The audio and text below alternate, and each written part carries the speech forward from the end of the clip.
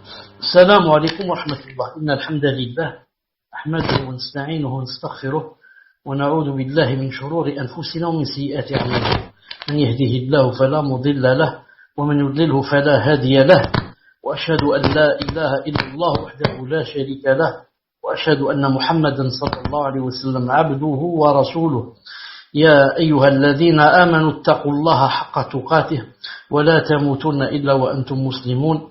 يا أيها الناس اتقوا ربكم الذي خلقكم من نفس واحدة وخلق منها زوجها وبث منهما رجالا كثيرا ونساء، واتقوا الله الذي تساءلون به والأرحام إن الله كان عليكم رقيبا.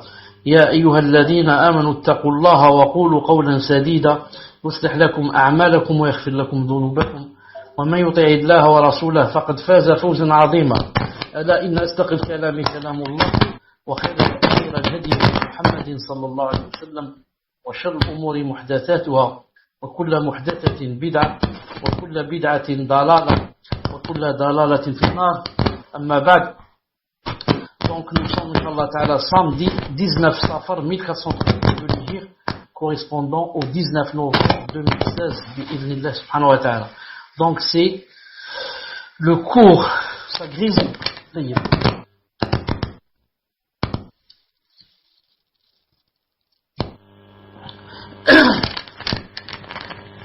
Dites-moi si ça grésille toujours, ou là c'est mieux. Est-ce que ça grésille toujours, ou là c'est mieux? Dites-moi si ça grésille toujours, ou bien c'est mieux. C'est mieux. Alhamdoulilah. Toujours. Donc on ne dit pas chez moi. Donc on va continuer, on va voir. Donc c'est le cours numéro 31. Le cours numéro 31, on avait vu donc que les piliers de la foi étaient au nombre de 6. Croire en Allah Azza wa Jalla, en ses anges, en ses livres, en ses messagers, au jour dernier, et au destin bon ou mauvais. Aujourd'hui, Inch'Allah Ta'ala, on va passer au 5e pilier, qui est croire au jour dernier.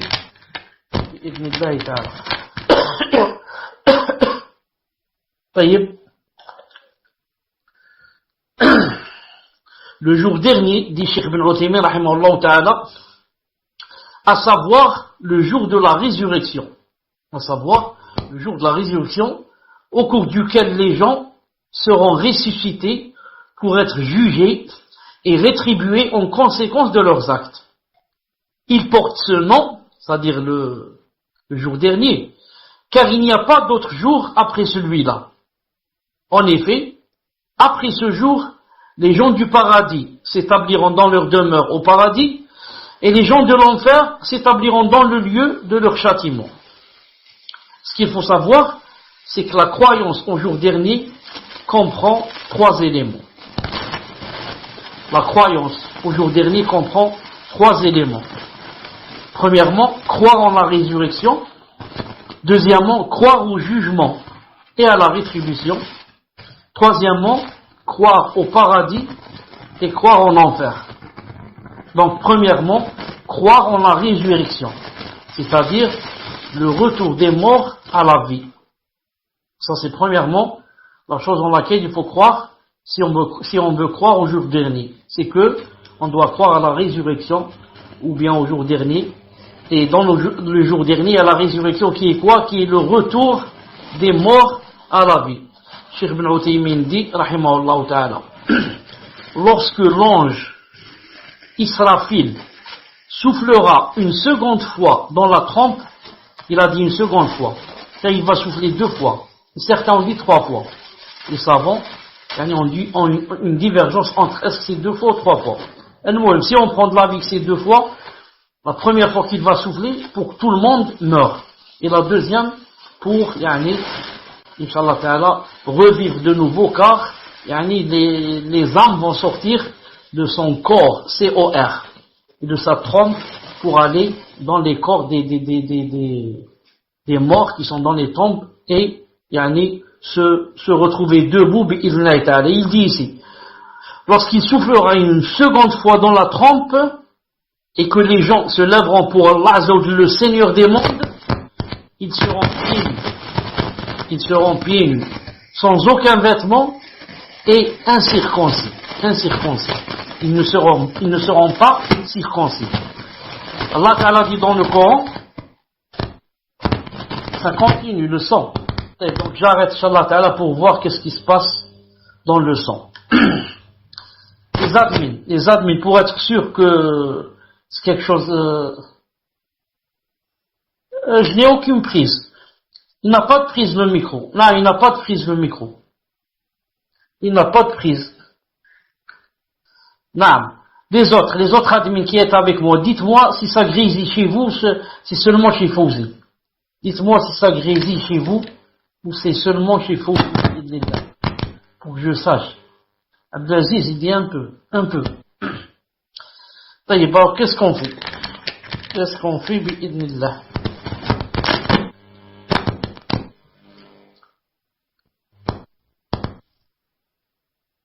Salam alaikum wa rahmatullah. Est-ce qu'il y a toujours ce grésillement? C'est mieux peut-être cette fois? On va continuer, on va voir, Inch'Allah. On va continuer, on va voir, Inch'Allah Ta'ala. Donc je disais, lorsque l'ange Israfil soufflera une seconde fois dans la trompe, et que les gens se lèveront pour Allah, le Seigneur des mondes, ils seront pieds nus, sans aucun vêtement et incirconcis. Allah Ta'ala dit dans le Coran, il a dit, Anbiya 104, Yawma natwi as-samaa katayyi as-sijil lil-kutub kama bada'na awwala khalqin nu'iduhu wa'dan 'alayna inna kunna fa'ilin. Le jour où nous plierons le ciel comme on plie le rouleau des livres. Tout comme nous avons commencé la première création, ainsi nous la répéterons. C'est une promesse qui nous incombe et nous l'accomplirons. Donc, le témoin ici c'est quoi? Tout comme nous avons commencé la première création, ainsi nous la répéterons. Donc ce n'est pas une autre création. Allah Ta'ala ne va pas nous créer de nouveau, mais il va juste répéter la création. C'est la même donc création qui va revenir. C'est pour ça que ce qu'on a perdu par exemple des membres, ça va revenir. Dalil, la preuve, celui qui a été circoncis parmi les hommes par exemple, il va recouvrer la chose qu'il a perdue. Le morceau de chair qu'il a perdu, il va revenir. Parce que Allah Ta'ala l'a créé ainsi, l'a créé incirconcis. Et c'est lui qui a fait la circoncision. Donc, la résurrection est une vérité absolue, prouvée par le Coran, la Sunna et le Ijma', le consensus des savants musulmans. Allah Ta'ala a dit, Al-Mu'minun 15, ثم إنكم بعد ذلك لميتون 16 ثم إنكم يوم القيامة تبعثون.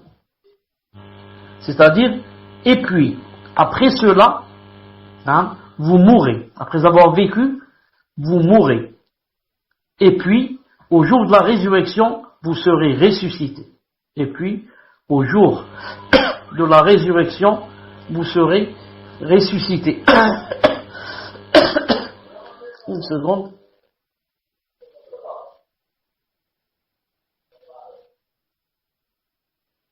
طيب رحمه الله تعالى dit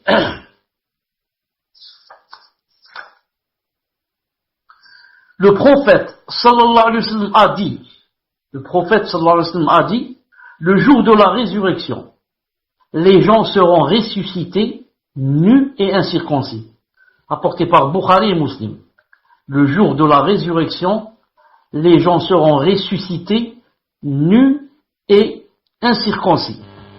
C'est un hadith authentique qui se trouve dans Sahihayn. Les savants, dit Cheikh Ibn Uthaymin rahimahullah, les savants musulmans sont unanimes pour affirmer la véracité de la résurrection. De plus, c'est une conséquence logique de la sagesse d'Allah. Donc, la résurrection, ce n'est pas seulement quelque chose qui est prouvé par le Coran, la Sunna et le consensus. C'est quelque chose de logique, c'est-à-dire que quelqu'un qui est mécréant, normalement, s'il se base sur la logique, il doit conclure qu'il y a la résurrection. Naam, il dit, pourquoi?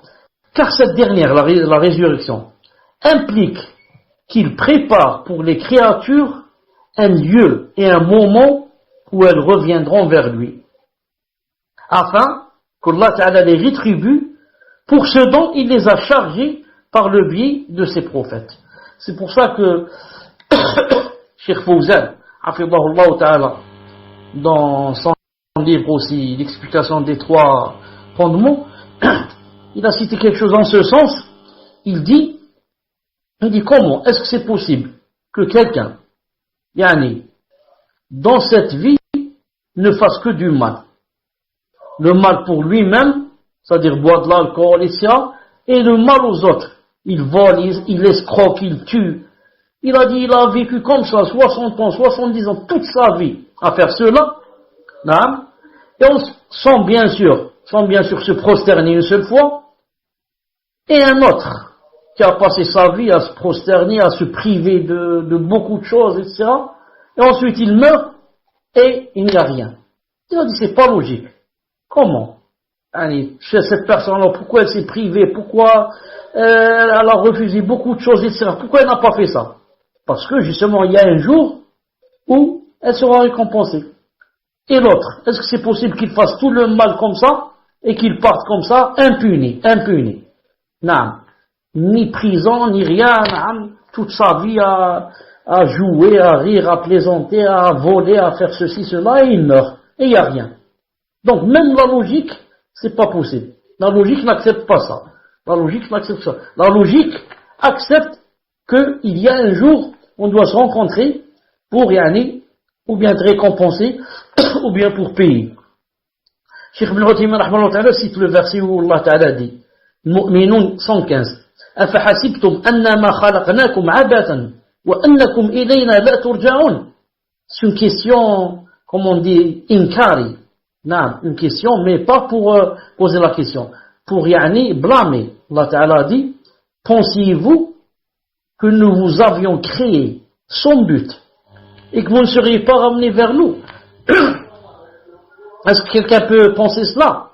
Que vous êtes créés donc sans but, pour vivre comme les animaux. Je vous ai créé pour vivre comme les animaux. Donc Allah Ta'ala, c'est comme s'il veut dire, donc je n'avais rien à faire pour passer le temps, je vous ai créé. Vous mangez, vous jouez, faites ce que vous voulez. Ensuite, vous ne serez pas ramenés vers nous. Est-ce que vous pensez ça? Bien sûr, Allah Ta'ala, c'est pas une question qu'il pose pour qu'on dise, pour qu'on réponde. Il sait la réponse. C'est pour vous dire que vous ne devez pas penser comme ça. Non. Il a dit aussi à son prophète sallallahu alayhi wa sallam, il a dit à son prophète Muhammad sallallahu alayhi wa sallam, le Qasas 85, il lui a dit, Inna alladhi farada alayka al-Qur'an la radduka ila ma'ad.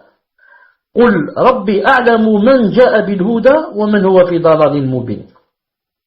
Celui qui t'a prescrit le Coran te ramènera certainement là où tu souhaites retourner. C'est-à-dire Yom al-Qiyamah. Certains ont dit Mecca, certains ont dit la Mecque et certains ont dit la résurrection. Dit, mon Seigneur connaît mieux celui qui a porté la guidée et celui qui est dans un égarement évident. Ça c'est quoi? C'est croire, comme on a dit, c'est premièrement, c'est croire à la résurrection. Ce qu'il y a aussi, dans le fait de croire au jour dernier, il y a croire au jugement et à la rétribution. Croire au jugement et à la rétribution. Le serviteur sera jugé pour ses actes et rétribué en conséquence. La preuve à ce sujet réside dans le Coran, la Sunna et le consensus des musulmans. Allah Ta'ala dit dans le Coran, Al-Ghashiyah 25, Inna ilayna iyabahum. 26, ثم إن علينا حسابهم. Vers nous est leur retour. Ensuite, c'est à nous de leur demander compte. Donc il y a deux choses. Vers nous est le retour, vous devez retourner vers moi. Allah Ta'ala dit.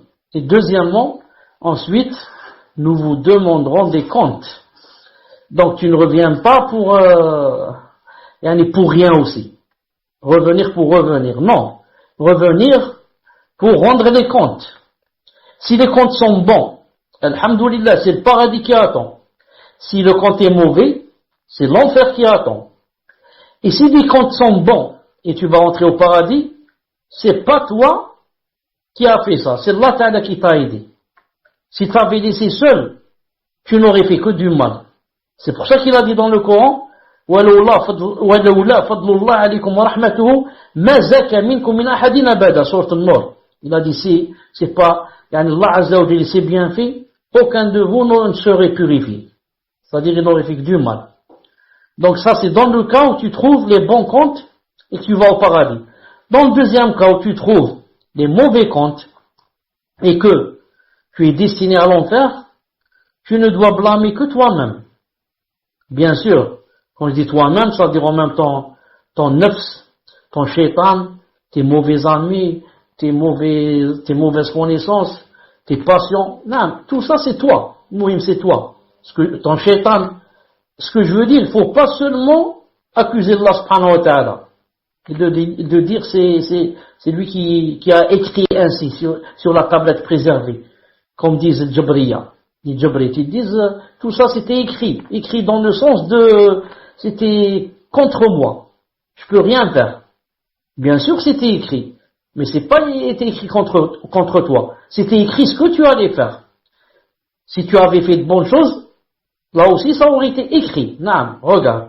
Si tu avais prié, ça aurait été écrit. Mais comme Allah Ta'ala a su que tu allais boire de l'alcool, il a écrit, il va boire de l'alcool tel jour. Il va faire la fornication tel jour. Il va voler tel jour. Il va mentir tel jour. Non, voilà comment ça a été écrit. A été écrit suivant la science d'Allah subhanahu wa ta'ala. Et non pas parce que, il t'a contraint. Il t'a contraint à faire cette chose.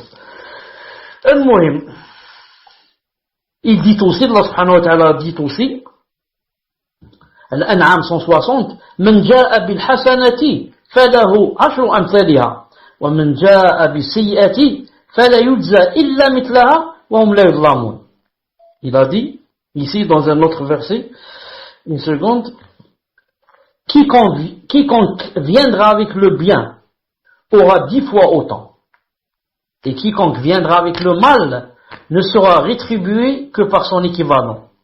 Et on ne leur fera aucune injustice. Chauffe, subhanallah al-azim. Si tu fais un bien, tu auras 10 fois autant. Et si tu fais un mal, tu n'auras que ce mal. Et pourtant, Allah subhanahu wa ta'ala, s'il avait voulu, il aurait dit, quiconque viendra avec le bien aura son équivalent. Et pourtant non. Il a dit, si tu viens avec le bien, tu en auras 10 fois. C'est une aide ou c'est pas une aide énorme. Tu fais un seul bien, il t'en donne 10. Et l'autre aide immense, tu fais un mal, il t'écrit seulement un mal. Et si Allah Ta'ala était, subhanallah al-azim, n'était pas rahim, yarham ar-rahimin, il aurait dit, celui qui fait un bien, il a un bien. Celui qui fait un mal, il a 10 mots. Tu fais un mal, je t'en écris 10. Tu fais un bien, je t'écris seulement un bien. Et après, la yus'al amma yaf'al. Personne ne peut lui demander pourquoi ya Allah. Mais regardez Arham Rahimin. Un bien, il t'en compte 10. Un mal, ça ne devient pas 10. Donc, il te pousse, presque il te pousse à rentrer au paradis. Et à t'éloigner de l'enfer. Mais, l'être humain, comme vous savez, c'est quelqu'un de Djehoul et de Kafour. Ensuite, Allah Ta'ala dit aussi, Anbiya 47, وَنَضَعُ الْمَوَازِينَ الْقِسْطَ لِيَوْمِ الْقِيَامَةِ فَلَا تُظْلَمُ نَفْسٌ شَيْئًا وَإِنْ كَانَ مِثْقَالَ حَبَّةٍ مِنْ خَرْدَلٍ أتينا بها وكفى بنا حاسبين. Au jour de la résurrection, nous placerons les balances exactes. Nulle âme ne sera lésée en rien, fût-ce du poids d'un grain de moutarde que nous ferons venir. Nous suffisons largement pour dresser des comptes. Donc, enlève de ton cœur, si tu as peur que Yawm al-Qiyamah sera lésé, et que Allah subhanahu wa ta'ala, pourra être injuste avec toi. Non. Car les gens Yawm al-Qiyamah, quand Allah ta'ala leur demanderont d'aller en enfer, bien sûr, chacun va essayer d'accuser l'autre. Il accuse son ami, l'autre il accuse son père, l'autre il accuse Shaitan, l'autre il accuse son nefs, l'autre il accuse ses amis, et l'autre il accuse les anges, il dit ce sont eux qui ont écrit contre moi, et l'autre va accuser Allah, il va dire c'est de l'injustice, c'est pas comme ça, etc. Non. Mais tout le monde sait dans son cœur que la faute revient à la personne, pas à Allah subhanahu wa ta'ala. Non, c'est la personne. Sauf celui qui ne connaît pas Allah Azza wa Jal, il ne l'a pas connu. Celui-là, il va croire que c'est lui qui l'a lésé. Ibn Omar, radiyallahu ta'ala anhu, rapporte que le prophète, alayhi sallam, a dit, Allah fera s'approcher de lui le croyant. Allah fera s'approcher de lui le croyant. Et le cachera en le protégeant du regard des autres. Il lui dira alors, reconnais-tu avoir commis tel et tel péché? Le croyant répondra alors, oui, ô Seigneur. Puis quand Allah lui aura fait reconnaître tous ses péchés, et que le croyant se croira perdu, Allah dira, j'ai caché tes péchés du regard d'autrui sur terre. Aujourd'hui, je te les pardonne tous.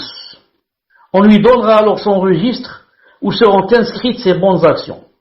Quant aux mécréants hypocrites, on les appellera au vu et au su de toutes les créatures. Et on dira, voilà ceux qui ont menti contre leur Seigneur, que la malédiction d'Allah frappe les injustes. Donc c'est un hadith rapporté par Bukhari et Muslim. Donc regardez avec moi et remarquez un peu plus haut qu'est-ce qu'il a dit. Allah fera s'approcher de lui le croyant. Chaque croyant, Allah Ta'ala l'approchera de lui et lui parlera, comme dans un hadith authentique, et lui parlera sans interprète. S'il est allemand, il lui parle. S'il est anglais, il lui parle. S'il est chinois, il lui parle. C'est là qui a créé les langues. Allah Ta'ala n'a pas besoin d'interprète. Donc, il lui parlera, et le cachera, par rapport aux croyants, bien sûr, et le cachera en le protégeant du regard des autres. Alhamdulillah. Pour pas que les autres voient, ni entendent, ni ce dialogue. Alors il lui dira, est-ce que tu reconnais avoir fait tel et tel péché? Tel et tel péché. Non. Tu crois qu'Allah Ta'ala ne sait pas? Il va te les citer un par un. Tu as fait tel et tel péché, tel et tel péché. Le croyant répondra alors, oui, ô Seigneur. Oui, Ya Rab. Non. Puis quand Allah lui fera reconnaître tous ses péchés et que le croyant se croira perdu, il va dire donc, c'est Jahannam qui m'attend. Non, il m'a cité tous ses péchés, donc c'est l'enfer qui m'attend. Alors Allah Ta'ala lui dira, j'ai caché tes péchés du regard d'autrui sur terre. Sur terre. Non, j'ai caché tes péchés du regard d'autrui sur terre. Il a dit, aujourd'hui je te les pardonne tous. On lui donnera alors son registre où sont inscrites ses bonnes actions. Quant aux mécréants et à l'hypocrite, les hypocrites, Allah Ta'ala ne va pas leur dire voilà ce que vous avez fait, mais seulement entre eux et lui. Mais il va faire ça au vu et au su de toutes les créatures. Toutes les créatures, leurs attentions sont attirées vers les kuffars et ces hypocrites. Non, il va leur dire, voilà ceux qui ont menti contre leur Seigneur, que la malédiction d'Allah Ta'ala frappe les injustes. Allahu Akbar. On rapporte authentiquement que le prophète a dit, quiconque a l'intention de faire une bonne action et l'accomplit, Allah lui comptera 10 à 700 bonnes actions, voire bien plus encore. Et quiconque a l'intention de faire une mauvaise action et l'accomplit, Allah lui comptera une seule mauvaise action. Donc ça aussi, c'est une grande ni'ma d'Allah subhanahu wa ta'ala. Quiconque, il met dans son cœur qu'il veut faire une bonne action, on va voir maintenant. S'il l'a fait, Allah ta'ala va lui en compter 10 à 700 jusqu'à encore plus actions. Pour une seule qu'il a faite. Bon. Et quiconque a l'intention de faire une mauvaise action, et s'il l'a fait, Allah lui comptera une seule mauvaise action. Donc des fois la personne fait une bonne action, une seule. Et Allah Ta'ala lui écrit combien pour cette action? 700. Des fois plus, il a dit plus, 1000, 10 000 bonnes actions pour une seule que tu as faite. Ça dépend de quoi? Ça dépend par exemple du cœur. Tu as fait cette action, bien sûr pour Allah. Mais qu'est-ce qu'il y avait encore avec cela? Il y avait encore avec cela par exemple le fait de dire, Ya Allah, vous savez que si j'avais de moyens plus que cela, par exemple, j'aurais fait plus que cela. Ou bien, par exemple, la personne a donné quelque chose alors qu'elle en avait vraiment besoin, mais a préféré la donner à autrui. Ou bien que la personne a donné cette chose, au moment où vraiment, c'est elle qui, peut-être on a besoin qu'on lui donne quelque chose, et pourtant elle donne. Donc, ça dépend au moment de donner, et ça dépend des circonstances, au moment où on donne, et ça dépend, comme j'ai dit, qu'est-ce qu'il y a dans le cœur au moment de donner. Ensuite, ce qui est bien,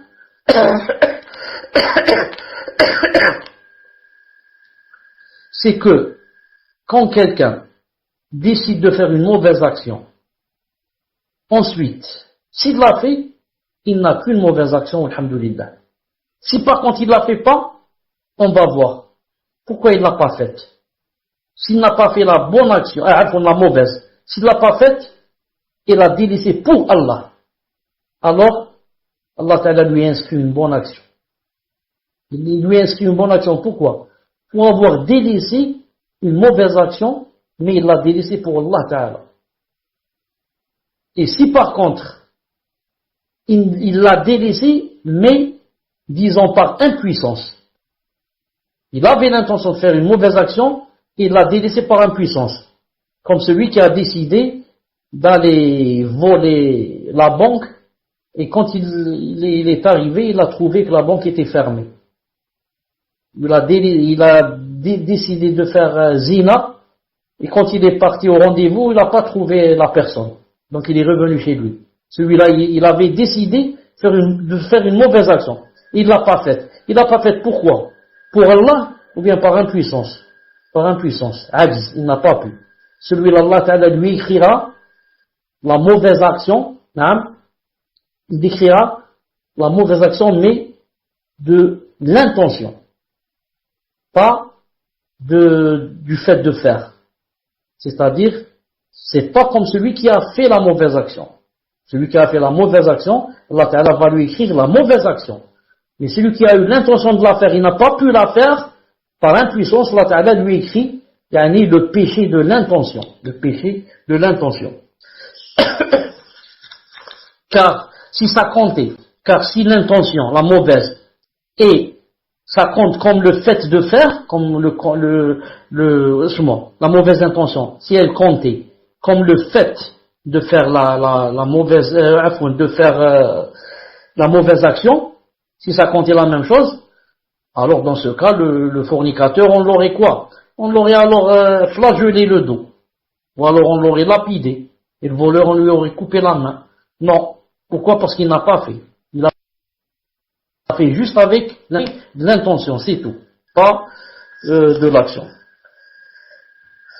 Ibn Omar, radiyallahu ta'ala, bon, on l'a lu. En rapportant authentiquement, on l'a lu aussi. Ibn Uthaymin dit, les savants musulmans sont unanimes pour affirmer la réalité du jugement et de la rétribution des actes. D'ailleurs, c'est une conséquence logique de la sagesse divine, car Allah Ta'ala a révélé les livres, envoyé les prophètes, imposer aux serviteurs d'accepter et d'agir conformément à leur message. Maintenant, supposer qu'il n'y ait ni jugement, ni rétribution, tout ceci n'aurait été que futilité. Futilité, ce dont le Seigneur, le sage, est exempt. Est exempt. Naam, comme Allah Ta'ala nous a créé, a envoyé des livres, des messagers, a fait descendre des livres. Naam. Et ensuite, tout ça, c'est son but, futilité. Allah Ta'ala en est exempt. D'ailleurs, il a dit dans le Coran, il a dit, l'A'raf 6, فَلَنَسْأَلَنَّ الَّذِينَ أُرْسِلَ إِلَيْهِمْ وَلَنَسْأَلَنَّ الْمُرْسَلِينَ فَلَنَقُصَّنَّ عَلَيْهِمْ بِعِلْمٍ وَمَا كُنَّا غَائِبِينَ. C'est-à-dire, nous interrogerons ceux vers qui furent envoyés des messagers. Et nous interrogerons aussi les envoyés. Donc il y a un but. Tout ça, tout ce que tu fais, tout ce qu'il a fait de Allah Ta'ala, c'est pour le rencontrer afin que il t'interroge. Il interroge ceux vers qui furent envoyés les messagers, c'est-à-dire nous. Et il interrogera aussi les messagers. Est-ce que vous avez fait ce que je vous ai demandé de faire? Est-ce que vous avez rempli la fonction que je vous ai demandé de faire? Non. Donc même les messagers vont être, on va leur demander des comptes. Non. Donc tout ça, c'est deuxièmement. Maintenant, troisièmement, c'est... Pardon, non, j'ai pas terminé. Nous leur raconterons en toute connaissance ce qu'ils faisaient, car nous n'étions pas absents.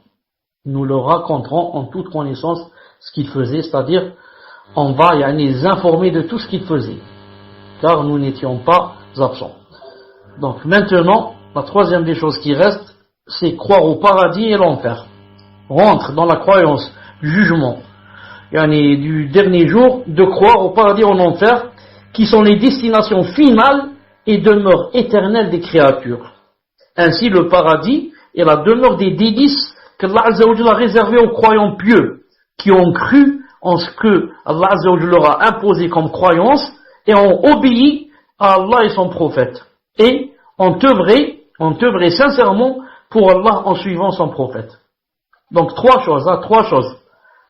Par rapport au paradis, il a dit, c'est pour ceux qui ont cru en ce que Allah Ta'ala leur a imposé comme croyance. Et la croyance, bien sûr, c'est au niveau de quoi? C'est dans le cœur, la aqidah. D'accord, c'est dans le cœur. Ensuite, ça s'arrête là? Non, ça s'arrête pas. Ensuite, on obéit à Allah et à son prophète. Beaucoup de nos jours, il te dit la croyance est dans le cœur. Oui, mais donc c'est pas la peine d'obéir à Allah et son prophète. Tu dis c'est pas la peine. Allah Ta'ala sait ce qu'il y a dans le cœur. Donc Allah Ta'ala a envoyé ses messagers pour rien. Il aurait suffi qu'il nous crée et chacun se débrouille d'après ce qu'il a dans son cœur. Chacun adore Allah Ta'ala d'après son cœur. Donc, si, comme disent ces gens, la croyance est seulement au niveau du cœur, comme disent les Jahmites, alors, pas la peine de prier, la salat, c'est dans mon cœur. Siyam, c'est dans mon cœur. Le hajj, c'est dans mon cœur. Zakat, c'est dans mon cœur. Non, faire le bien, c'est dans mon cœur. Et comme ça, je fais tous les péchés du monde et je dis, Allah Ta'ala connaît ce qu'il y a dans les cœurs. Allah connaît ma niya. Allah sait que je suis une bonne personne. Allah sait que je suis sincère avec lui. Allah sait que je n'ai tué personne. Que je n'ai jamais brûlé une mosquée. Que je n'ai jamais volé quelqu'un. Que je n'ai jamais menti à quelqu'un. Que je n'ai jamais fait de mal à quelqu'un. Allah Ta'ala, alhamdoulilah, c'est ce qu'il y a dans les cœurs. Donc maintenant, il n'y a plus de haram, il n'y a plus de halal. Tout le haram, je le fais. Tout le halal, je ne le fais jamais. Et je dis, Allah Ta'ala sait ce qu'il y a dans les cœurs et ça suffit. Donc ici, Cheikh montre bien, il dit, c'est réservé aux croyants pieux. Premièrement, qui ont cru en Allah, ont obéi à Allah et à son prophète. Et troisièmement, ont œuvré sincèrement pour Allah Ta'ala en suivant son prophète. Pourquoi Allah Ta'ala, dans tous les versets, presque tous les versets du Coran, il dit « Alladina amanu wa amilu salihat » ceux qui ont cru et ont fait les bonnes œuvres. Pourquoi il dit pas seulement le paradis c'est pour ceux qui ont cru? Pourquoi il ajoute toujours et ont fait de bonnes œuvres? Car tu peux croire en Allah Ta'ala et ne faire que les mauvaises œuvres. Mais Allah Ta'ala te demande, si tu veux rentrer au paradis, le paradis est tayyib, bon, et n'y pénètre que les bons. Donc maintenant, si tu viens avec les grands péchés, tu peux pas y pénétrer. Tu dois passer par l'enfer. Là-bas, tu vas te purifier pour devenir bon. Ensuite, tu peux rentrer au paradis. Ça, c'est pour le croyant. Quant au kafir, il n'a jamais été bon. Il n'a pas été bon dans le sens bon religieusement. Celui-là n'a pas besoin d'aller au paradis. Il dira là-bas l'enfer qui l'attend. Il dit, on trouve comme délice au paradis, qu'est-ce qu'on trouve? Ce qu'aucun œil n'a vu, ce qu'aucune oreille n'a entendu, ce que le cœur d'aucun humain ne s'est jamais représenté. Allahu Akbar. Allahu Akbar. Qu'est-ce qu'il y a dans le paradis? Ce que aucun œil n'a vu. Ce que aucun œil n'a vu. C'est pour ça que Abdullah ibn Abbas dit, il dit, tout ce que, par exemple, tu lis dans le Coran, Allah Ta'ala dit dans le Coran qu'il y a, par exemple, les grenades romaines. Il dit qu'il y a des tmar, il dit qu'il y a tout ce qu'il cite. Il a cité même les bananes. Les tarkhin mandoud. Non, il a cité même les bananes. Abdullah ibn Abbas a dit tout ce que vous trouvez cité. L'Inab, il a cité les raisins. Tout ce que vous trouvez cité, il a dit, au paradis, c'est seulement les noms qui se ressemblent. Mais pas la chose elle-même. D'accord, c'est du raisin qu'il y a au paradis, mais quel raisin? C'est pas le raisin comme celui qu'on mange. C'est seulement ça se ressemble de nom. C'est tout. Donc il dit, aucun œil n'a vu ce qu'il y a dans le paradis. Jamais dans le paradis, quand la personne y sera, qu'Allah Ta'ala fasse qu'on soit dans le paradis, jamais quand tu commenceras à manger les choses qu'il y a là-bas ou à boire les choses qu'il y a là-bas, jamais une personne ne peut dire j'ai mangé ça quand j'étais vivant. Alors j'ai bu ça chez la famille ou chez un ami ou je ne sais où, dans un café. C'est pas possible. Tout ce que tu mangeras, tu ne l'as jamais mangé dans cette vie. Tout ce que tu boiras, tu ne l'as jamais bu ici. Mieux encore, tout ce que tu verras, tu ne l'auras jamais vu ici. C'est pas possible. Aucun œil n'a vu ce qu'il y a. Ni une oreille a entendu parler. Ni, encore c'est plus grave, aucun cœur ne s'est jamais imaginé ce qu'il y a. Nous, quand on est assis comme ça, et il y a un peu de, alhamdoulilah, de la douceur de la foi dans le cœur, on commence à imaginer, dans le paradis, il y a ceci, je vais faire ceci, cela, mais pourtant, tout ce qui passe par ton cœur, c'est pas comme ça. Tu imagines des arbres comme ça, un cheval avec 200 ailes, un cheval qui vole, tout ça il y a, mais c'est pas comme tu imagines toi. C'est pas comme tu imagines. C'est impossible. Allah Ta'ala dit dans le Coran, Bayina 7, il a dit, Inna alladhina amanu wa amilu salihat, ulaika hum khayrul bariyah. جزاؤهم عند ربهم جنات عدن تجري من تحتها الأنهار خالدين فيها أبدا رضي الله عنهم ورضوا عنه ذلك لمن خشي ربه. Quant à ceux qui croient et accomplissent les bonnes œuvres, ce sont les meilleurs de toute la création. Ensuite il a dit, leur récompense auprès d'Allah sera les jardins de séjour, sous lesquels coulent les ruisseaux, pour y demeurer éternellement. Allah les agrée et il l'agrée. Telle sera la récompense de celui qui craint son Seigneur. Donc qu'est-ce qu'il a dit? Il a dit, quant à ceux qui croient et accomplissent les bonnes œuvres. On est revenu aux bonnes œuvres. Ça suffit pas de croire. Il a dit, quant à ceux qui croient et accomplissent les bonnes œuvres, ce sont les meilleurs de toute la création. Ce sont les meilleurs de la création. Ensuite, il a cité ce qu'ils auront dans le paradis. Il dit aussi, Allah Ta'ala dit, Sijda 17, فَلَا تَعْلَمُ نَفْسٌ مَا أُخْفِيَ لَهُم مِّن قُرَّةِ أَعْيُنٍ جَزَاءً بِمَا كَانُوا يَعْمَلُونَ. Aucun être ne sait ce qu'on a réservé pour eux comme réjouissance pour les yeux, en récompense de ce qu'ils œuvraient. Aucun être ne sait ce qu'on a réservé pour eux comme réjouissance pour les yeux, en récompense de quoi? De ce qu'ils œuvraient. C'est pas en récompense de ce qu'ils croyaient dans leur cœur, de l'iman qu'ils avaient dans le cœur. Non, en récompense de ce qu'ils œuvraient. Ce sont les œuvres. Ce sont les œuvres qui comptent aujourd'hui. Bien sûr, les œuvres avec l'iman. Naam. Subhanallah al-Azim. Donc si on connaissait comme ça les versets, quiconque parle avec moi, il me dit l'iman c'est dans le cœur, je lui dis ça. Iman c'est dans le cœur, il n'est pas dans l'estomac ni dans les reins. L'iman il est dans le cœur. Mais pour entrer au paradis, il faut l'iman plus les œuvres. Et je lui cite par exemple ce verset. Je lui dis, regarde, Allah Ta'ala a dit en récompense de ce qu'ils œuvraient. Pourquoi il n'a pas dit en récompense de l'iman qu'il y a dans le cœur? Mais nous, bien sûr, on ne connaît pas le Coran, on ne connaît rien. Quant à l'enfer, il s'agit de la demeure du châtiment qu'Allah Azza wa Jal a réservé aux mécréants injustes, ceux qui ont mécru en lui et désobéi à ses prophètes. Il y a en enfer divers types de châtiments et de tortures que l'imagination ne peut se représenter. Allah Ta'ala a dit, elle est Imran 131, et craignez le feu préparé pour les mécréants. Il a dit aussi, le Kahf 29, وَقُلِ الْحَقُّ مِنْ رَبِّكُمْ فَمَنْ شَاءَ فَلْيُؤْمِنْ وَمَنْ شَاءَ فَلْيَكْفُرْ إِنَّا أَعْتَدْنَا لِلظَّالِمِينَ نَارًا أَحَاطَ بِهِمْ سُرَادِقُهَا وَيَسْتَغِيثُ يُغَاثُ بِمَاءٍ كَالْمُهْلِ يَشْوِي الْوُجُوهَ بِئْسَ الشَّرَابُ وَسَاءَتْ مُرْتَفَقًا. Sourate al-Kahf, écoutez ce qu'il a dit. Dit, la vérité émane de votre Seigneur. Non. Quiconque le veut qu'il croit, quiconque le veut qu'il mécroit. Nous avons préparé pour les injustes un feu dont les flammes les cernent. Et s'ils implorent à boire, on va les abreuver d'une eau comme du métal fondu, brûlant les visages. Quelle mauvaise boisson et quelle détestable demeure. Allahu Akbar. Donc nous avons préparé pour les injustes un feu dont les flammes les cernent. C'est pas il y a du feu seulement qui te brûle, mais cerné par les flammes.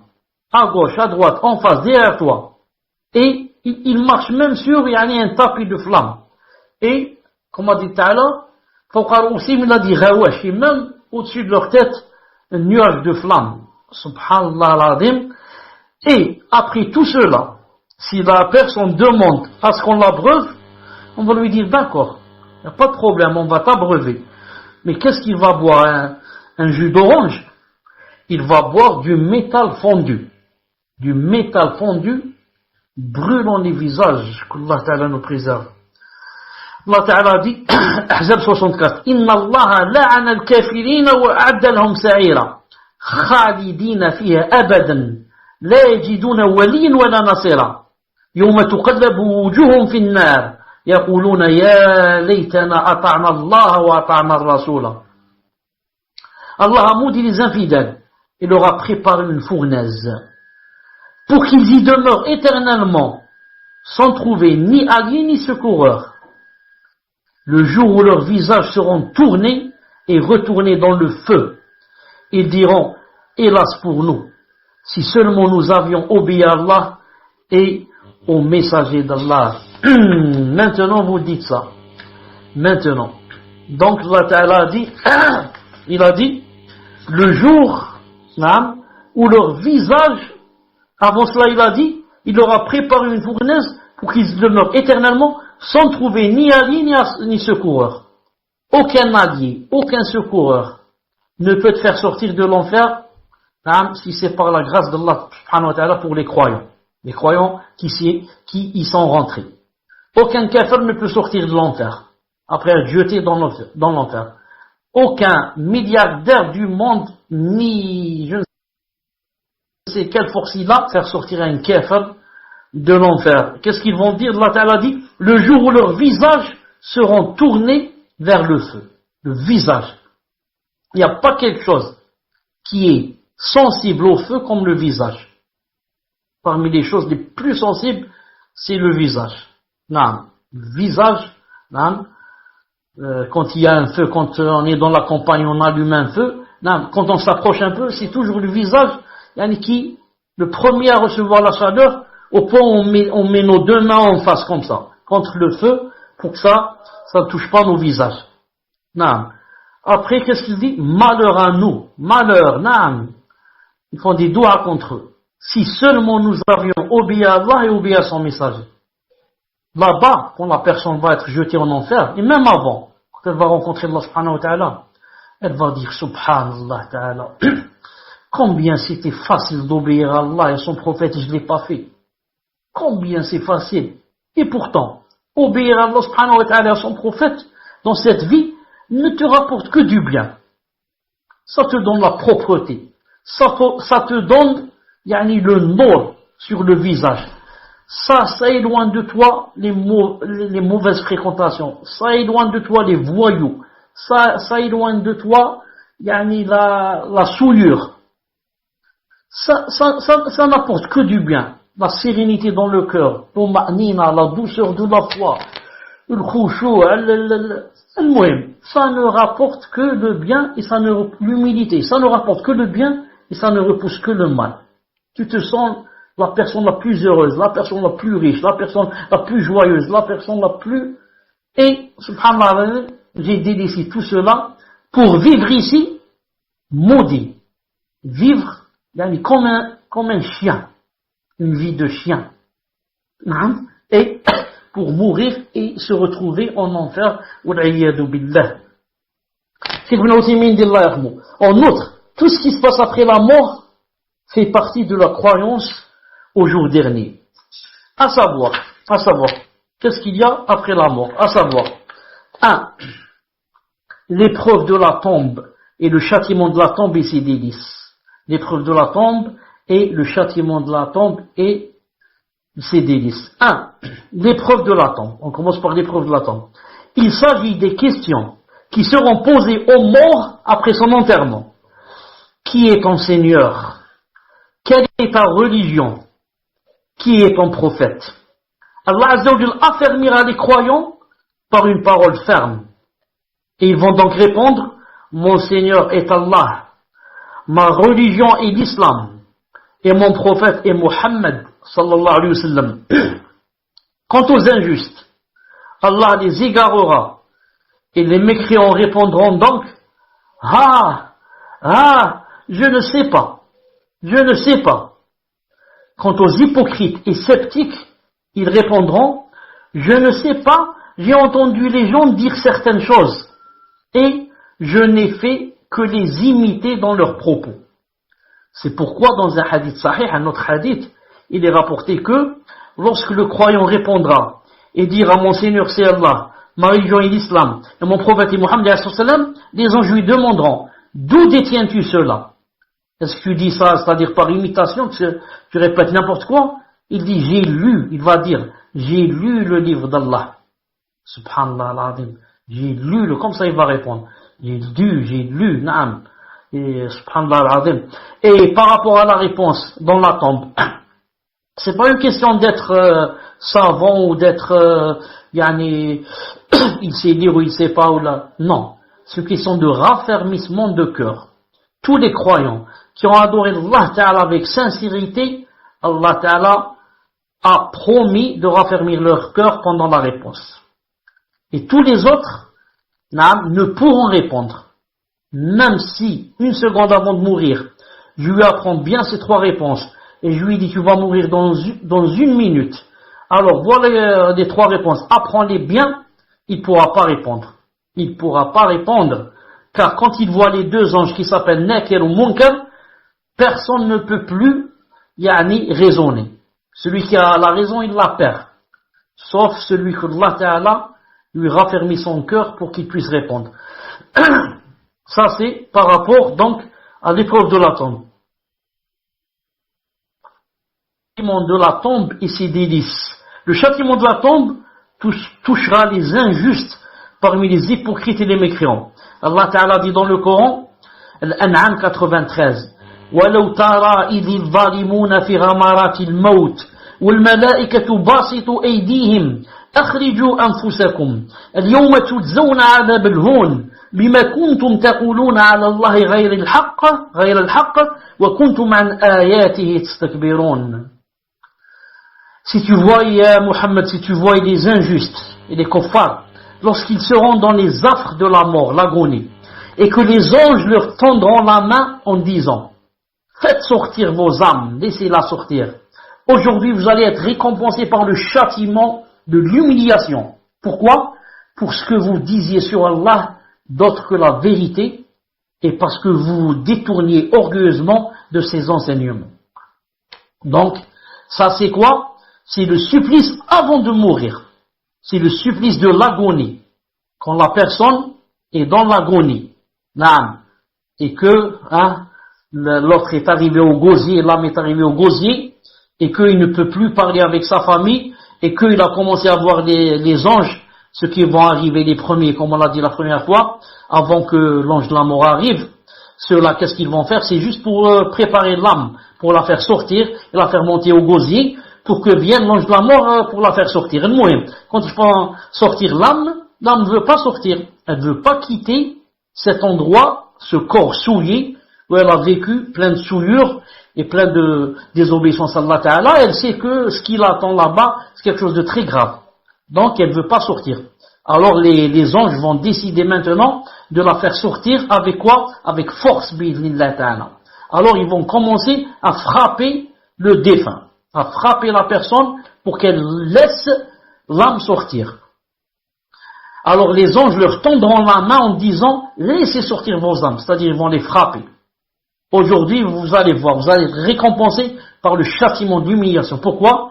Vous mentiez sur Allah Ta'ala, vous disiez autre chose que la vérité, et en plus de cela, vous vous détourniez orgueilleusement. Non, pourquoi tu pries pas? Ah, c'est quoi cette prière? Laisse tomber la prière. Moi, je vais poser mon front par terre et je vais faire comme, elle va jouer, il t'insulte. Elle va, je sais où. Non, il commence à dire peut-être même des gros mots. Non, orgueilleusement. Alors, dans le cœur, dans son cœur, il sait qu'il y a la prière et qu'il faut prier. Et que celui qui ne va pas prier, c'est grave pour lui. Mais par orgueil. Il veut pas, moi il est complexé. Moi je vais prier. Moi je vais prier. Non. Certains te disent, ils disent, tant que telle personne et telle personne prie, Allah l'Adim, je commence par la prière. Tant que, les barbus par exemple prient, Allah je vais pas prier. Donc il faut que nous on arrête la prière pour que d'autres commencent. Tout ça c'est de l'orgueil. Tout ça c'est de l'orgueil. نعم qu'Allah Ta'ala raffermisse nos cœurs, qu'Allah Subhanahu wa Ta'ala raffermisse nos cœurs. نعم. Allah Ta'ala a dit aussi, Allah Ta'ala a dit dans le Coran, Ghafir 46, النار يعرضون عليها غدوا وعشيا ويوم تقوم الساعة أدخلوا آل فرعون أشد العذاب. Le feu auquel ils seront exposés matin et soir. Et le jour où arrivera l'heure, il sera dit, faites entrer les gens de Pharaon au plus dur du châtiment. Donc, le kafir, quand il est dans sa tombe, qu'est-ce qui se passe? Il est exposé à un feu matin et soir. Et le croyant, il est exposé au paradis matin et soir. Il a devant lui comme une fenêtre, il voit sa place dans le paradis.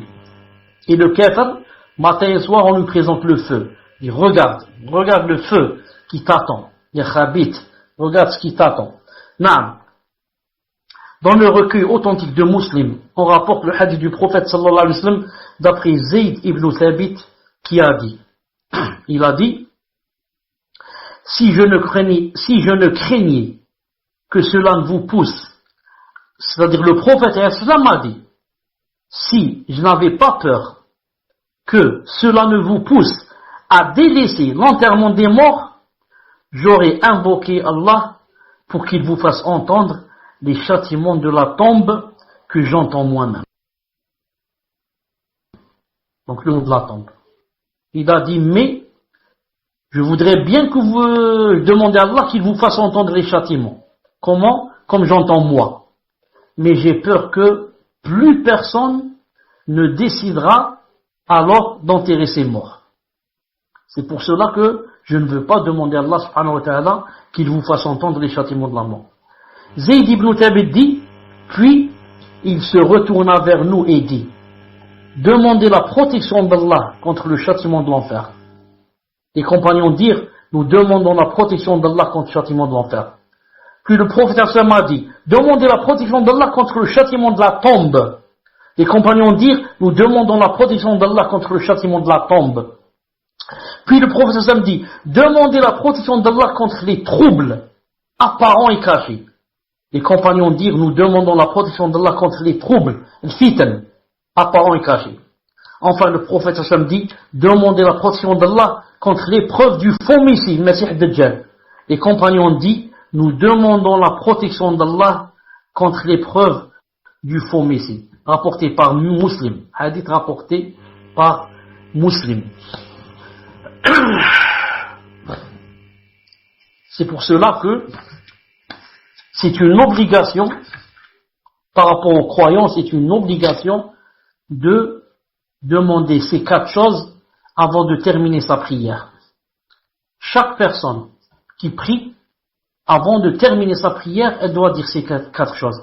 Allahumma inni a'udhu bika min adab jahannam, wa min adab al-qabr, wa min fitnat al-mahya wal-mamat, wa min fitnat al-masih ad-dajjal. Ou bien, min sharri fitnat al-masih ad-dajjal. C'est une chose obligatoire. C'est-à-dire, si quelque chose la délaisse, s'il délaisse ça, il dit je le fais pas, il a annulé sa prière. S'il le fait exprès. Non. Pourquoi? C'est quelque chose d'obligatoire. Toute personne qui délaisse dans la salat une chose obligatoire, il a annulé sa prière, il doit la refaire. Non. Sauf bien sûr, beaucoup de gens ne savent pas qu'une chose pareille est obligatoire, ils ne disent pas. Ils s'arrêtent à la fin. Ibrahim, innaka hamidun majid, salam alaikum. Ils ne disent pas ces 4 choses. Alors que ces 4 choses, c'est une chose obligatoire de les dire. Quant aux délices de la tombe, les délices, ils seront réservés aux croyants sincères. Allah Ta'ala dit dans le Coran, Fussilat 30. إن الذين قالوا ربنا الله ثم استقاموا تتنزل عليهم الملائكة ألا تخافوا ولا تحزنوا وأبشروا بالجنة التي كنتم توعدون. Ceux qui disent notre Seigneur est Allah et qui se tiennent dans le droit chemin, les anges descendent sur eux avant de mourir. N'ayez pas peur et ne soyez pas affligés, mais ayez la bonne nouvelle du paradis qui vous était promis. Allahu Akbar. Donc les bonnes nouvelles commencent avant la mort. C'est pas seulement lorsqu'on meurt, avant. Pour qui? Pour ceux qui, quand ils étaient vivants, ils disaient notre Seigneur Allah est questionné dans le droit chemin. C'est pas seulement ceux qui disaient notre Seigneur est Allah et ne font que des choses que Allah Ta'ala n'aime pas. Non. La ilaha illallah, mais je fais des bonnes œuvres, comme on a dit tout à l'heure. Donc, mon Seigneur est Allah, mais je me tiens sur le droit chemin, dans le droit chemin. Ceux-là, les anges descendent sur eux avant de mourir. Ils leur disent, n'ayez pas peur. Toute personne en meurt, a peur avant de mourir. Toute personne a peur. N'ayez pas peur. N'ayez pas peur pour ce qui va advenir. Et ne soyez pas affligés pour ce que vous avez délaissé. Quelqu'un a délaissé ses enfants, il va dire, maintenant, qui va travailler pour eux? Moi, je vais mourir. Les anges te disent, ne sois pas affligé. Ne sois pas affligé. J'ai laissé ma femme, elle travaille pas, et comment qu'elle va faire avec les enfants? Ne sois pas affligé. J'ai laissé ceci, cela. Ne sois pas affligé pour le passé. Et pour ce qui va venir, n'aie pas peur. N'aie pas peur. Mais, je t'annonce en plus de cela la bonne nouvelle du paradis. La bonne nouvelle, le paradis qui t'attend. Déjà, la personne, alhamdoulilah, elle commence à jubiler. Non. Il dit ici, un autre verset, Allah Ta'ala dit, Al-Waqi'a 83, فَلَوْلَا إِذَا بَلَغَتِ الْحُلْقُمْ. Lorsque le souffle de la vie remonte à la gorge. La personne maintenant est dans l'agonie. Donc maintenant, la gorge. Les anges, ceux qui sont venus travailler avec l'ange de la mort, l'ont fait monter jusqu'à la gorge. Elle est maintenant au niveau de la gorge. وَأَنْتُمْ حِينَئِذٍ تَنْظُرُونَ. Et qu'à ce moment-là, vous regardez. Donc, Allah Ta'ala, ou bien qu'il parle de la personne qui va mourir, elle est en train de regarder les anges. Ou bien, Allah Ta'ala est en train de parler de la famille de celui qui va mourir. Allah Ta'ala dit, À ce moment, vous regardez. Vous êtes en train de regarder la personne qui est en train de quitter ce monde, وَنَحْنُ أَقْرَبُ إِلَيْهِ مِنْكُمْ وَلَكِنْ لَا تُبْصِرُونَ. Et que nous sommes plus proches de lui. De lui, il y a celui qui l'entourait, mais vous ne voyez point.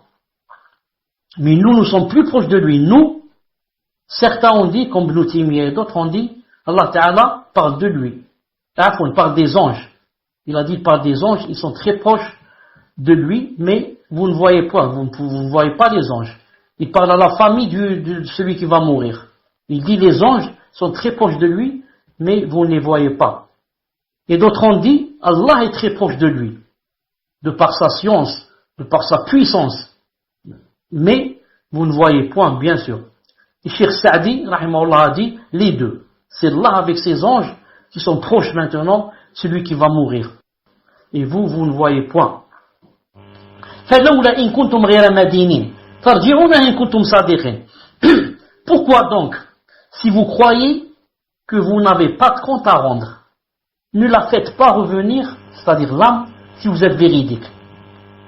Donc, les kuffars disent par exemple que il n'y a pas de résurrection, il n'y a pas de jour où on va nous demander les comptes. Alors, Allah Ta'ala leur dit, alors si vous êtes véridique, maintenant l'âme de cette personne qui va mourir est arrivée au gosier. Il reste quelques secondes, elle va sortir. Alors, s'il n'y a pas de compte à rendre, alors faites-la revenir dans le corps. Faites revenir l'âme, là où elle était dans le corps, et ne la laissez pas sortir. Appelez vos médecins, appelez vos professeurs de chirurgie, appelez vos je ne sais qui, vos rois, vos ministres, tous les milliardaires que vous connaissez. Appelez tous les médecins du monde et dites-leur, s'ils peuvent, ils ne laissent pas l'âme sortir. Puisqu'il n'y a pas de rencontre, il n'y a pas de compte à rendre. Alors à quoi ça sert de laisser l'âme sortir? Alors faites des efforts, réunissez-vous, tous les médecins du monde, et essayez, je ne vais pas dire de rendre l'âme, essayez de la retarder d'1 minute. Allah Ta'ala dit, cette âme va sortir dans 1 minute. Essayez-vous de la faire sortir dans 2 minutes, si vous pouvez. Puisqu'il n'y a pas de compte à rendre. Allah Ta'ala dit, si vous êtes véridique. Non. Est-ce que vous connaissez-vous quelqu'un qui peut empêcher l'âme de sortir? Si c'était possible. C'est Pharaon. Pharaon, il était riche ou il était pauvre? Et, comme il a dit dans le Coran,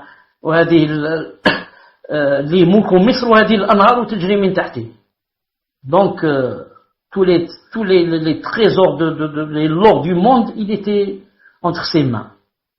Et les médecins avaient atteint en son époque un rang très élevé, le fait de momifier des choses, etc. Pourquoi il n'a pas demandé leur aide? Il leur a dit, faites de sorte que je ne meure pas. Est-ce qu'il y a quelqu'un qui aime mourir? Est-ce qu'il y a quelqu'un, si c'était possible de ne pas mourir, et qui n'aurait pas donné en contretemps tout ce qu'il possède pour ne pas mourir?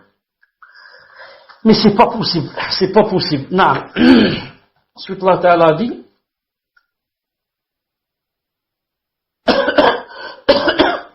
en continuant cette arrêté, Allah Ta'ala a dit, فَأَمَّا إِنْ كَانَ مِنْ مُقَرَّبِينَ فَرَوْحٌ وَرَيْحَانٌ وَجَنَّةُ النَّعِيمِ. Maintenant que tout le monde doit mourir, sachez que s'il fait partie du nombre des rapprochés, alors il aura du repos, de la grâce et un jardin de délices. Alors il aura du repos, de la grâce et un jardin de délices. Naam. Al-Bara ibn Azib rapporte que le prophète sallallahu alayhi wa sallam a dit au sein du croyant, au sujet du croyant, qui répond correctement aux 2 anges dans sa tombe. Il a dit, une voix venant du ciel, voix ça s'écrit avec X, une voix venant du ciel s'élèvera alors et dira, mon serviteur a dit vrai. Quand il répondra comme il le faut, une voix dira du ciel, mon serviteur a dit vrai. Cette voix elle est de qui? Certains vont dire peut-être des anges. Moi je dis d'Allah. Pourquoi? Parce qu'il a dit mon serviteur a dit vrai. Bon, la voix dira mon serviteur. Un ange ne peut pas dire mon serviteur a dit vrai. Ensuite il dit recouvrez donc sa tombe d'ornements du paradis et habillez-le des vêtements du paradis. Alors l'odeur apaisante et le parfum du paradis lui parviendront alors et sa tombe sera élargie aussi loin que son regard peut porter. Hadith authentique. Apporté par Ahmed, voire Sahih Abi Daoud de Sheikh Al-Albani. Donc, dès qu'il répond bien, et c'est là qu'il a aidé à répondre. Une voix dira, mon serviteur a dit vrai. Ensuite, il ordonne aux anges, recouvrez sa tombe d'ornements du paradis. Déjà, dans le paradis, sa tombe est ornée, masha'Allah, du paradis. Ensuite, habillez-le des vêtements du paradis, dans la tombe. Il est habillé de vêtements du paradis. Ensuite, une odeur, masha'Allah, le parfum du paradis commence à le sentir. Et sa tombe sera élargie, Allahu Akbar. Allahu Akbar. C'est pas comme les kuffars, qui croient le contraire. Ici, dans cette vie, il passe sa vie, toute sa vie à désobéir à Allah subhanahu wa ta'ala et à mécroire. Et quand il meurt, comme a dit la chanteuse, j'ai oublié comment elle s'appelle, elle dit la libanaise, ça fait pas longtemps qu'elle est morte, j'ai oublié comment elle s'appelle. Yani, on lui a creusé une grande tombe, et on lui a placé un plasma avec télé, une grande télé, un salon, des divans, même des bijoux, et on l'a enterré. Subhanallah, croyons que, yani, voilà son paradis. Donc c'est nous qui décidons du paradis. C'est nous qui décidons donc du paradis. Si on est riche, donc, alhamdoulilah, la personne va aller au paradis, on va lui yani, faire un paradis. Et si pauvre mesquin, c'est pas comme ça. Le paradis, c'est Allah Ta'ala qui le donne. C'est Allah subhanahu wa ta'ala qui le donne. C'est pas les personnes. La croyance du jour dernier. Est-ce que quelqu'un peut me rappeler la chanteuse dont je suis en train de parler? C'est qui, la libanaise, qui est morte, ça fait seulement 3 ou 4 mois ou 5 mois. Très connue. La vieille. Elle dépasse 80 ans. J'ai oublié son nom. El-Mouhem. La croyance au jour dernier engendre des bienfaits exceptionnels. Wadi al-Safi. J'ai jamais entendu ce nom. Jamais entendu ce nom. La croyance au jour dernier engendre des bienfaits exceptionnels. Non. La croyance au jour dernier engendre des bienfaits exceptionnels. Ah, ça va. Une seconde, ne coupez pas. Une seconde, je vais vous ramener son nom et je reviens. Quand j'ai quelque chose dans ma tête comme ça, je ne vis pas tranquille jusqu'à ramener le nom.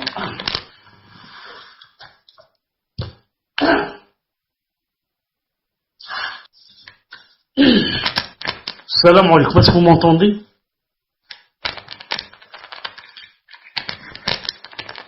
Est-ce que vous m'entendez? Alhamdoulilah. Elle s'appelle Sabah. Elle s'appelle Sabah. Non. Vous pouvez écrire sur Google Sabah, la tombe de Sabah ou l'enterrement de Sabah. Vous voyez comment qu'on lui a ramené une grande télé, des bijoux et je ne sais quoi. Vous voyez, c'est ça sa tombe. Non. Allah Ta'ala nous préserve. Il dit ici, donc la croyance au jour dernier engendre des biens exceptionnels. À savoir, premièrement, éprouver le désir d'obéir à Allah Azza wa Jal et accorder une importance particulière au fait d'accomplir des actes d'obéissance en espérant acquérir la récompense de ce jour. Naam, au jour dernier et au jour de la résurrection. Il a un plaisir, naam, quand il obéit à Allah Azza wa Jal, naam, et quand il fait les bonnes œuvres, car il espère la récompense du jour dernier. Celui qui ne croit pas au jour dernier donc, et à la résurrection, et qu'il y a un jour il va rencontrer Allah, et qu'il y a châtiment, et qu'il y a rétribution en bien, et qu'il y a paradis et enfer, il ne croit pas en cela. Donc, rien ne le pousse à faire les bons actes. Ça, quoi ça sert? Moi je vais jeûner lundi, ou là je vais jeûner jeudi, ou là je vais prier 5 prières par jour, ou bien je vais donner à ce pauvre, je vais lui donner 30 euros. Pourquoi je lui donne 30 euros? J'achète un pantalon pour mon fils. Pourquoi je donne aux pauvres? Donc pourquoi je ne crois pas, à la rétribution et ce que Allah Ta'ala à préparer pour ceux qui donnent comme ça de l'argent fi sabilillah. Donc celui qui croit, ça l'aide à quoi? Ça l'aide à accomplir des actes d'obéissance en espérant la récompense de ce jour. Ça c'est premièrement. Deuxièmement, éprouver de la peur, de l'effroi lors d'un accomplissement d'un acte de désobéissance par peur du châtiment de ce jour. Celui qui croit à la rencontre d'Allah, quand il fait une mauvaise chose ou il a un péché, surtout si c'est un grand péché, il éprouve de l'effroi. Tandis que celui qui croit pas en Allah, il fait tous les grands péchés du monde et il rit. Et il rit, il te dit, et après, on va mourir, on va devenir poussière. Moi, je veux profiter de la vie. Moi, je profite de la vie au maximum. Mais celui qui croit au jour dernier et qu'il y a un paradis et l'enfer qui attend, s'il fait un grand péché, il ne peut pas dormir toute la nuit. Des fois, il peut rester 15 à 20 jours à 1 mois sans trouver le sommeil, le vrai. À pleurer jours et nuits pour avoir fait un grand péché. Car il sait ce qu'il attend. Il sait ce qu'il attend pour avoir fait ce grand péché. Mais celui qui ne croit pas en Allah, il fait tous les grands péchés du monde, comme j'ai dit, en riant. Et, pourquoi? Parce qu'il ne croit pas qu'il y a un jour où il va rencontrer Allah et qu'il doit rendre des comptes. Et troisièmement, ça permet de se consoler par rapport aux choses de ce bas monde que le croyant n'a pu acquérir. Car il espère en être récompensé, compensé par les délices avec S, de l'au-delà que Allah Ta'ala a promis aux croyants. Donc, la troisième des choses que procure le fait de croire au jour de la résurrection, c'est la consolation. Quand le croyant n'est pas arrivé, par exemple, à ses projets, ou n'a pas eu ce qu'il espérait, n'a pas pu acheter telle maison, telle voiture, tel ceci, tel cela, il est quoi? Il patiente. Pourquoi? Car il espère que Allah Ta'ala va le compenser demain quand il sera dans le paradis. Non. Contrairement donc au kafir. Au kafir, quand il n'a pas la chose, il peut même se suicider. Beaucoup de fois se suicident pour une affaire qui n'a pas marché. Une fois j'ai vu sur internet, un japonais, je crois, Mohim, il a les yeux tirés. La bourse, vous connaissez la bourse, c'est quoi la bourse d'argent? C'est comme la banque. Et ça affiche les résultats, voilà, le yen ou le dollar, est-ce qu'il est monté, il est descendu? Et lui, qu'est-ce qu'il fait ce japonais? Ça se voit que c'est un grand homme d'affaires, comme on dit. Assis, en face de l'écran, c'est-à-dire il attend les résultats, avec un pistolet sous son menton et son doigt sur la gâchette. Et vous pouvez voir ça sur internet. Vous écrivez sur Google mort en direct, je crois. Et donc son doigt sur la gâchette est en train de voir quoi? En train de voir les résultats. Ensuite, à un certain moment, le résultat est sorti et il s'est tiré la balle. La balle donc sous sa gorge. Allahu Akbar. Pourquoi? Parce qu'il n'espère pas qu'il y a de l'au-delà, il n'espère rien. Donc, il a perdu son affaire, c'est trop tard. Il doit mourir. Un croyant, non.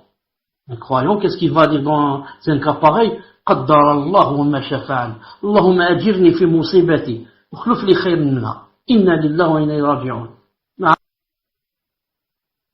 Et il va le faire patienter. Pourquoi? Il sait que c'est interdit de se suicider. Et il sait que ça rentre dans le décret. C'était écrit que cette affaire n'allait pas réussir. Il dit, Alhamdulillah ala kulli hal. Et voilà la grande différence entre le croyant et le kafir. Il reste que les mécréants ont renié la résurrection des morts en prétendant que cela relevait de l'impossible. Mais leur prétention est fausse, et ceci, on le verra dans le prochain cours, bi'idhnillahi ta'ala. Subhanakallahumma wa bihamdik, ashhadu an la ilaha illa ant, astaghfiruka wa atubu ilayk. Assalamu alaykum wa rahmatullahi wa barakatuh. La fois passée, on avait parlé un peu du verset, plutôt pas du verset, de la personne qui avait dit au prophète sallallahu alayhi wa sallam, comme quoi, yani, tu étais injuste. Injuste. Non. Si vous vous rappelez, et on a parlé de la divergence, est-ce que, qui était cette personne, même si c'est Dhul Khuwaysira, non. J'ai fait une petite recherche, j'ai trouvé qu'il y avait deux avis, que l'avis le plus fort, que cette personne était une hypocrite. Cette personne est une personne hypocrite, donc kafir. Donc, c'est un kafir. Bien sûr, l'hypocrite, il montre l'islam, alors que dans son cœur, il est kafir. Pour nous, yani, on ne juge d'après les lois islamiques, mais dans son cœur, il est kafir. C'est pour ça qu'il a dit ça au prophète sallallahu alayhi wa sallam. Non. Ça donne pour la première question. Assalamu alaikum wa rahmatullah wa barakatuh. Est-ce qu'il y a du son? Est-ce que vous m'entendez? Alhamdulillah. Donc, chers, nous allons commencer par déjà un premier message. Un message, ça ne sera pas une question, mais c'est un message d'une personne qui tenait à vous remercier. Donc, là, je vais lire ce message. Donc, je ne sais pas si vous m'entendez, chers. Vous n'avez pas mis un. Donc, vous m'entendez. Donc, chers, vous m'entendez. Donc, message pour Cheikh Chalabi. Assalamu alaikum. Ya Cheikh, Hafidakumullah, qu'Allah vous comble de sa satisfaction dans cette vie et dans l'au-delà. Je voulais vous demander des excuses pour une parole dite sur vous par le passé, car malheureusement j'étais plus proche de l'égarement que de la sagesse, car j'étais endoctriné par le suivi aveugle des tekfiris. Donc aujourd'hui j'ai l'impression d'être un converti et je demande à Allah de me pardonner si j'ai dit une parole contre vous ou mes frères salafiyoun. Maintenant j'ai ouvert les yeux. Et mon cœur, et alhamdulillah, j'ai compris vraiment que je suis un ignorant. Donc il a ouvert ses yeux et son cœur, bifadlillah, et il dit qu'il était un ignorant sans science. Pardonnez-moi, Yachir, pour ma mauvaise compréhension. Donc ça, c'est le message que je devais vous lire. Yachir, alhamdulillah. Donc c'est une grande miséricorde d'Allah Azzawajal que ce frère est revenu vers la voie droite.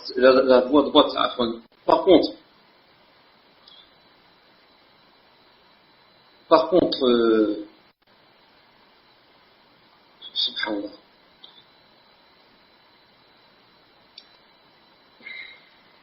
Cher, qu'est-ce qu'on fait? Vous répondez à ce que le contact sera mis ou je continue? Qu'est-ce qu'on fait? Parce que là, ça perturbe un petit peu. Fadl cher. Continuez, on revient à ce que dit la contact sœur. Continue. Donc, cher ce frère, vous remercie pour vos cours et que ça lui a permis de que ce soit une cause pour qu'il vienne au Minhaj Sahih, alhamdulillah. Et ça tombe bien parce que, subhanallah, il y a un frère qui nous avait contacté sur la page de Twitter, la page Twitter question-réponse avec le frère Abdelaziz. Et il y a un frère, alhamdulillah, qui avait une question et il est venu ce soir. Et il fait partie des frères qui ont levé la main pour la question. Et ça tombe bien parce que ce frère-là, donc, un certain souci, donc je vais poser sa question, et voilà, on demande à Allah Azzawajal que votre réponse lui permet, bifadlillah, que ce soit une cause pour que lui aussi revienne vers la voie droite, bifadlillah. Donc le frère demande, salam alaikum Cheikh, voilà, je suis converti depuis 6 ans à l'islam, et je suis passé par beaucoup de jama'a. J'ai été salafi, puis tekfiri, puis ash'ari, et même soufi. Désormais je suis perdu et très éprouvé dans ma santé et mon esprit. Je ne sais plus où aller et quel est le chemin de la vérité. Pouvez-vous me donner votre conseil? Barakallahu fik Cheikh. Fadl ya Cheikh wa jazakallahu khayran. طيب عليكم السلام ورحمة الله. اسمك. Est-ce que vous m'entendez, Mahmoud? Alhamdulillah. Et puis, Mahmoud, si c'est possible, d'élever un peu le son. Pour moi, il est un peu faible, Wallahu alim. C'est la première personne qui a dit qu'elle était tekfiri et que maintenant elle a parlé sur moi ou sur le minhaj et que maintenant elle regrette. Je lui dis, Naam, il faut remercier Allah subhanahu wa ta'ala de très majestueux de t'avoir guidé vers la voie des salaf. Naam, et t'avoir ouvert les yeux, t'avoir fait sortir du rang des tekfiri, que le prophète Aslam les a appelés les chiens de l'enfer. les chiens de l'enfer. Le hadith se trouve dans Muslim et d'autres. Donc c'est ça, yani, à laquelle tu dois penser le plus. Quant à yani, avoir parlé sur moi ou sur d'autres, tout ça, Inch'Allah Ta'ala, ce n'est pas grave. Tu es pardonné et que Allah subhanahu wa ta'ala yani, te raffermisse ton cœur et yani, te montre davantage la voie droite. Ensuite, cette question est un peu reliée à cette deuxième qui dit j'ai fréquenté beaucoup de jama'a, etc. Je ne sais plus où aller, et je ne sais plus où se trouve le chemin de la vérité. Je te réponds, je te dis, le chemin de la vérité ne se trouve que le chemin qui a été emprunté par les sahaba et ceux qui les ont suivis. Non, car j'ai pas dit le chemin du prophète sallam, car toute personne va dire moi je suis le prophète. Moi j'aime Allah et je suis le prophète. Toutes les personnes disent cela. Les takfiris, les rawafid, les ash'arites, les mu'tazilites, les karamites, les sallam, tous. Ils disent nous on suit le prophète sallam et c'est nous, yani, les vrais suiveurs. C'est pour ça, je dis, j'ajoute une autre chose, j'ai dit, celui qui suit le chemin des compagnons et des tabi'in, et des tabi'in, c'est celui-là qui est sur la vérité. Tous les autres sont sur le mauvais chemin, sur le faux chemin, même s'ils disent c'est nous les meilleurs, c'est nous Sunnah al-Jama'a, c'est nous ceci, c'est nous cela. Et akhi, pourquoi j'ai dit les sahaba et ceux qui les ont suivis? Ceux-là, ce sont des gens auxquels Allah Ta'ala a donné une tazkiya. Il a dit radiyallahu anhum wa radu anhu. Allah Ta'ala les a agréés et il l'a agréé. Et le prophète al-Islam leur a donné une tazkiya. Il a dit khayrun nas, les meilleurs des gens, qarni. Ce sont ceux de mon époque, wa thumma alladhina yalunhum thumma alladhina yalunhum. Et ceux qui les suivent, ceux qui les suivent. Aucune personne ne peut être sur le din, le vrai, si elle contredit les sahaba et les tabi'in. C'est pas possible. Parce que eux, le prophète al-Islam leur a donné une tazkiya, donc, s'il leur a donné une tazkiya, ils sont d'abord sur la vraie aqidah. Et ensuite sur le vrai fiqh. Donc, akhi karim, si tu veux réussir dans cette vie et dans l'au-delà, et tu veux être épargné de l'enfer, et tu veux te trouver avec le prophète Aslam, Yom al-Qiyam et les compagnons, alors suis leur chemin et éloigne-toi de toutes les sectes. Takfiri, Ahbash, Ash'ari, Mu'tazil, et de toutes les sectes. Suis seulement les gens qui suivent les Sahaba et qui suivent Al-Sunnah au Jama'a, et, alhamdulillah, suis les grands savants reconnus pour leur science, naam, qui te montrent le chemin des salaf radiyallahu ta'ala anhum. Naam, voilà inshallah ta'ala la nasiha. Tfaddal.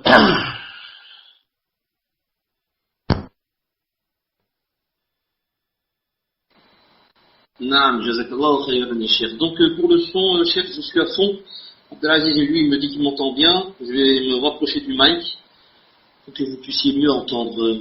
Donc, Cheikh, nous allons passer à la question suivante. Question numéro 2. Question d'une sœur qui demande: Cheikh, j'ai du mal à comprendre, surtout vis-à-vis du destin. Je sais que le mal et le bien sont écrits dans notre destin.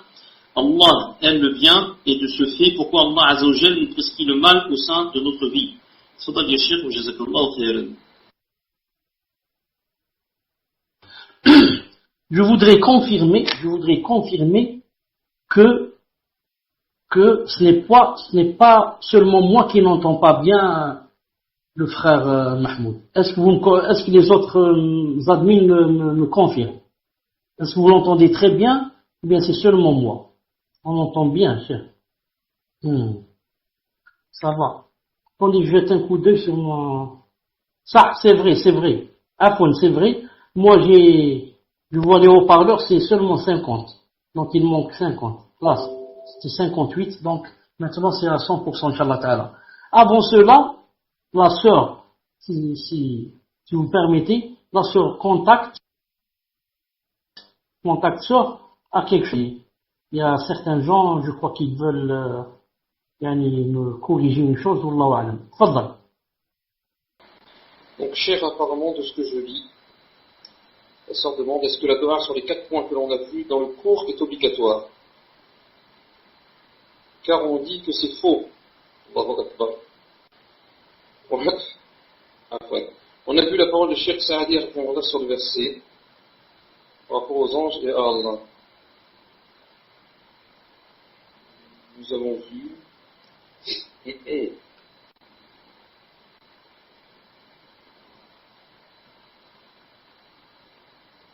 Donc il y a deux choses, cher.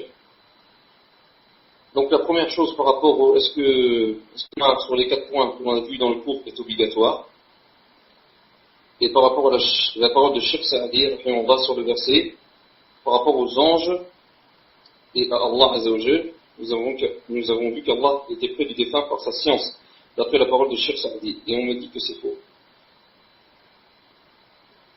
D'accord, donc apparemment il y a deux choses fausses, ya Cheikh. Allah ibarak, masha'Allah.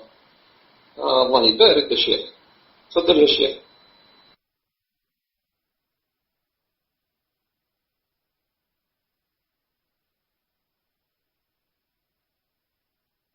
طيب, donnez-moi, Inch'Allah Ta'ala, une seconde. Une ou deux, bi'idnillahi ta'ala. Une ou 2 secondes, bi'idnillahi ta'ala.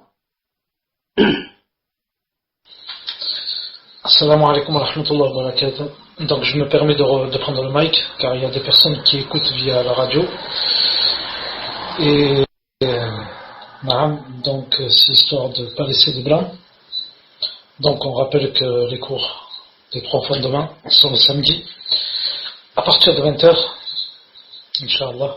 Donc le samedi à partir de 20h. Et Cheikh revient dans quelques secondes, Inch'Allah. Barakallahu fikum.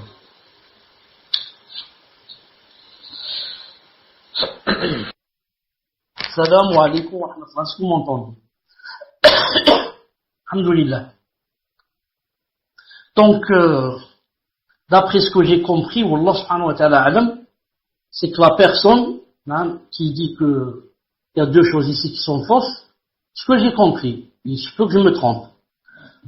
Et Annie, ce n'est pas dans le sens de voilà, Annie, c'est une faute, si vous pouvez corriger, mais dans le sens, Annie, reproche et blâme. C'est faux. C'est faux ce qu'il a dit, c'est faux, comme ça. Ce qui prouve que il y a quelque chose dans le cœur qui ne va pas bien. Ça, c'est un manque de aide, bien sûr. J'ai dit, c'est pas comme ça qu'on dit. On dit pas c'est faux. C'est pas comme ça. Non. On dit que, par exemple, moi j'ai lu que le contraire de ce qu'il dit. Par exemple, c'est pas grave. Pas grave. Donc, puisque la personne a dit que c'est faux, donc moi je vais lui prouver que ce que j'ai dit, ce sont les savants qui l'ont dit, c'est pas de ma tête.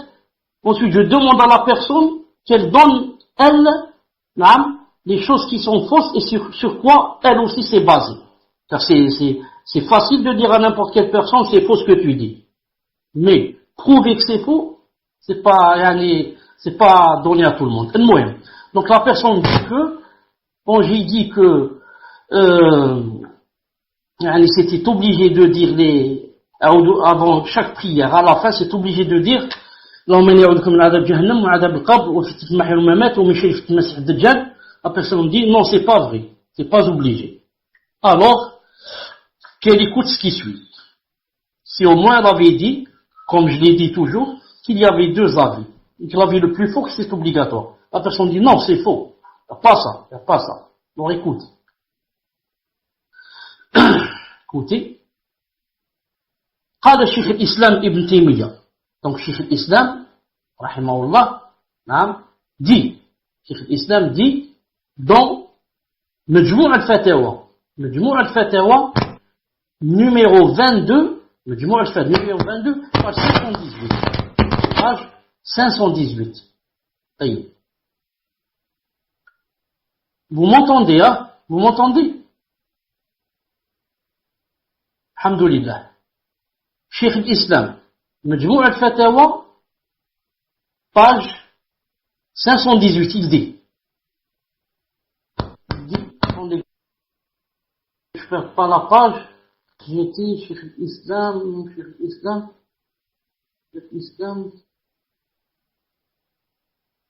al-Islam, Afouane, tome numéro 22, page 518, 22, page 518, il dit, بل قد ذهب طائفة من سلف الخلف. Il y a un groupe parmi les salaf et les khalaf qui sont d'avis إلى أن الدعاء في آخرها واجب. que la dua à la fin de la salat est obligatoire. وأوجبوا الدعاء, et ils ont rendu obligatoire الدعاء الذي أمر به النبي صلى الله عليه وسلم آخر الصلاة. Ils ont rendu obligatoire la dua qu'a ordonné le prophète sallam آخر الصلاة بقوله, lorsqu'il a dit إذا تشهد أحدكم, si quelqu'un fait le tashahhud فليستعذ بالله من أربع, qui se réfugie auprès d'Allah de quatre choses, من عذاب جهنم ومن عذاب القبر ومن فتنة المحيا والممات ومن فتنة المسيح الدجال. رواه مسلم, rapporté par Muslim. وغيره et d'autres. C'est toujours la parole de Cheikh l'Islam. Ensuite il a dit وكان طاووس, le tabi'i très connu, كان يأمر من لم يدعو به أن يعيد صلاة. Et Taous ordonnait à celui qui disait pas ces quatre choses à la fin de la salat de recommencer sa salat. وهو قول بعض أصحاب أحمد. Et c'est aussi l'avis de certains compagnons de Ahmed. Ça c'est par rapport au Cheikh l'Islam. Deuxièmement, Cheikh Ibn Uthaymin rahimahullah ta'ala dit dans Sharh al-Mumti', tome 22, non attendez, où est-ce qu'il dit ça, Afwan? Cheikh Ibn Uthaymin, Sharh al-Mumti', tome 3, page 199, page 200. Écoutez ce que dit Cheikh Ibn Uthaymin rahimahullah. وفي التعوذ من هذه الأربع قولا. Et par rapport à cette dua, par rapport à cette dua, il y a deux avis. Le premier avis, أنه واجب, c'est obligatoire. وهو رواية عن الإمام أحمد. Et c'est une version de l'imam Ahmed rahimahullah ta'ala. نعم. Il a dit القول الأول أنه واجب لما يلي, c'est obligatoire à cause de ce qui suit. Premièrement, les amr al-Nabi sallallahu alayhi wa sallam, car le prophète sallallahu alayhi wa sallam a ordonné cela. Deuxièmement, les shiddati khatariha wa idamiha. Et deuxièmement, c'est obligatoire car c'est très grave, ces quatre choses sont des choses vraiment graves, des grandes fitna. Et la deuxième parole, il a cité que c'est seulement sunnah, ce n'est pas obligatoire. وبه قال جمهور العلماء, et que c'est l'avis de la plupart des savants, ils disent que c'est seulement sunnah. Ensuite, Cheikh Ibn Uthaymin dit ولا شك أنه لا ينبغي الإخلال بها. Et ce qu'il faut savoir, il n'y a pas de doute qu'on ne doit pas délaisser cela. لا ينبغي الإخلال بها. فإن أخل بها, si maintenant il ne dit pas ces quatre choses, فهو على خطر, il est en danger من أمرين, danger de deux choses. Premièrement, l'ithme, les péchés. Deuxièmement, أن لا تصح صلاته. Deuxièmement, que sa prière devienne invalide. ولهذا كان بعض السلف يأمر من لم يتعود منها بالإعادة بالصلاة. Et c'est pourquoi certains des salafs ordonnaient à celui qui ne disait pas les quatre choses de refaire la salat. Sharh al-Mumti', numéro 3, tome 3, page 199, page 200. Donc j'attends que la personne maintenant m'envoie où elle a lu que c'était pas que le fait de dire que c'était obligatoire est faux. Est-ce que vous m'entendez? La deuxième des choses, quand j'ai parlé par rapport وَنَحْنُ أَقْرَبُ إِلَيْهِ مِنْ حَبْلِ الْوَارِدِ, et j'ai dit que certains ont dit c'est Allah Ta'ala qui est plus proche avec sa science, et d'autres ont dit que c'était les anges. La personne a dit que c'est faux, c'est pas vrai ça. Donc la personne qu'elle nous montre son tafsir où il est dit que c'est faux, où il est dit que c'est faux. Quant à moi, si j'ai dit cela, voilà sur quoi je me suis basé. Premièrement, Tafsir al-Barawi, tome numéro 5, page 22. Il a dit وَنَحْنُ أَقْرَبُ إِلَيْهِ مِنْكُمْ, et nous sommes plus proches de lui que vous. Il a dit بِالْعِلْم, par la science, وَالْقُدْرَةِ, la puissance, وَالرُّؤْيَةِ, et la vision. Donc nous sommes proches de lui, science, puissance et ru'ya, et la vision. Tome numéro 5, page 22. Ensuite, on va voir Tafsir Sa'di rahimahullah. Tafsir Sa'di rahimahullah ta'ala, dans le verset où Allah subhanahu wa ta'ala a dit, lorsqu'Allah ta'ala a dit, فَإِذَا بَلَغَتِ الْحُلْقُمْ, etc., lorsqu'il a dit, وَنَحْنُ أَقْرَبُ إِلَيْهِ مِنْكُمْ وَلَكِنْ لَا تُبْصِرُونَ. Nous sommes plus proches de lui alors que vous ne voyez pas. Il a dit فَهَلَّا إِذَا بَلَغَتِ الْحُلْقُومِ. Est-ce que lorsque c'est arrivé au gosier وَالْحَالُ أَنَّ نَحْنُ أَقْرَبُ إِلَيْهِ مِنْكُمْ, et que nous sommes plus proches de lui que vous, بِعِلْمِنَا, avec notre science, وَمَلَائِكَتِنَا, et nos anges. Nous sommes plus proches avec notre science et nos anges. Sa'di, tome 1, page 537. Ensuite, écoutez, Tafsir Ibn Kathir, tome 7, page 548. وَنَحْنُ أَقْرَبُ إِلَيْهِ مِنْكُمْ. Nous sommes plus proches de lui que vous, c'est-à-dire بِمَلَائِكَتِنَا, avec nos anges. Ensuite, Tafsir Tabari, tome 23, page 157. وَنَحْنُ أَقْرَبُ إِلَيْهِ مِنْكُمْ. Nous sommes plus proches que vous. يقول وَرُسُلُنَا الَّذِينَ يَقْبِضُونَ رُوحَهُ أَقْرَبْ إِلَيْهِ مِنْكُمْ. Et nos anges, c'est-à-dire ceux qu'on a envoyés, on a envoyé ici, Rasul, c'est-à-dire les anges. Et les anges que nous avons envoyés pour prendre son âme sont plus proches que vous. Voilà, il y a bien sûr d'autres tafsir, je n'ai pas eu le temps, c'était quelques minutes pour revenir avec ça. Et maintenant, j'attends la réponse, de la personne qui a dit que c'est faux, qu'elle nous montre où elle l'a lu et nous donne les dalils que c'est faux. Sinon, la personne, elle a fait un grand péché, qu'elle fasse le repentir, elle a parlé de sa tête, car elle a parlé de sa tête, et ne savait pas. Et je profite pour vous citer un verset ici, regardez ce verset, donnez-moi une seconde, je vous ramène un verset, une seconde, كفرتم به ثم كفرتم به. Regardez ce verset où Allah subhanahu wa ta'ala dit. Regardez ce verset où Allah subhanahu wa ta'ala dit. قل أرأيتم إن كان من عند الله ثم كفرتم به من أضل ممن هو في شقاق بعيد. Regardez ce que ça donne en français. Dit, voyez-vous si ceci, le Coran, émane d'Allah et qu'ensuite vous le reniez. Qui se trouvera plus égaré que celui qui s'éloigne dans la dissidence? Les savants disent, regarde, ici une chose vient d'Allah, vient du Coran, et tu la renies. Tu dis non, ça c'est pas vrai, il n'y a pas. Comme la personne a dit maintenant, elle dit c'est pas vrai. C'est pas Allah Ta'ala qui est plus proche, ni par sa science, ou alors c'est pas les anges là, alors que c'est dans le Coran. C'est Allah Ta'ala qui a dit ça, et les savants ont expliqué. Et la personne renie. C'est pour ça, jamais on ne doit renier qu'avec des preuves. Non, quand je veux dire que telle chose est fausse, je dis voilà, telle chose est fausse à cause de ceci et cela. Voici la preuve. Voici la preuve. Mais dire comme ça, de sa tête, les choses sont fausses, c'est facile. Tout le monde peut dire ça. On se remplit de péché, qu'Allah Ta'ala nous préserve. On passe à Allah Ta'ala à la prochaine question. Tfadlal.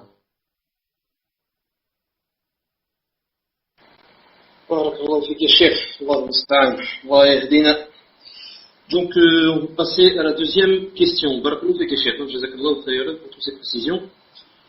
Donc, deuxième question. J'ai du mal à comprendre, surtout vis-à-vis du destin. Je sais que le mal et le bien sont écrits dans notre destin. Attends, je recommence. J'ai du mal à comprendre, surtout vis-à-vis du destin. Je sais que le mal et le bien sont écrits dans notre destin. Allah aime le bien. Et de ce fait, pourquoi Allah Azza wa Jalla nous prescrit le mal au sein de notre vie?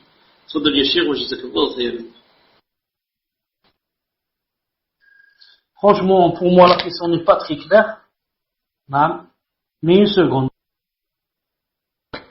Cheikh, en fait, la sœur demande, elle sait très bien que ce qu'on fait, c'est dans notre destin. Mais elle dit, Allah aime le bien.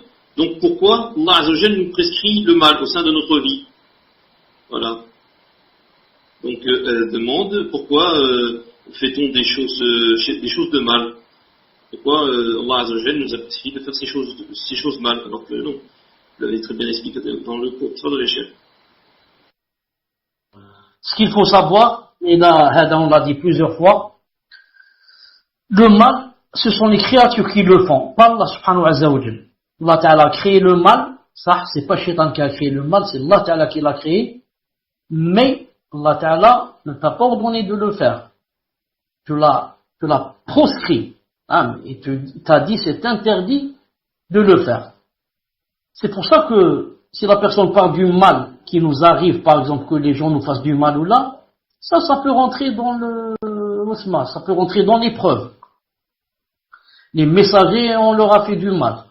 Non, ils ont été frappés, ils ont été tués, certains d'entre eux ont été égorgés, comme Zakaria. Non.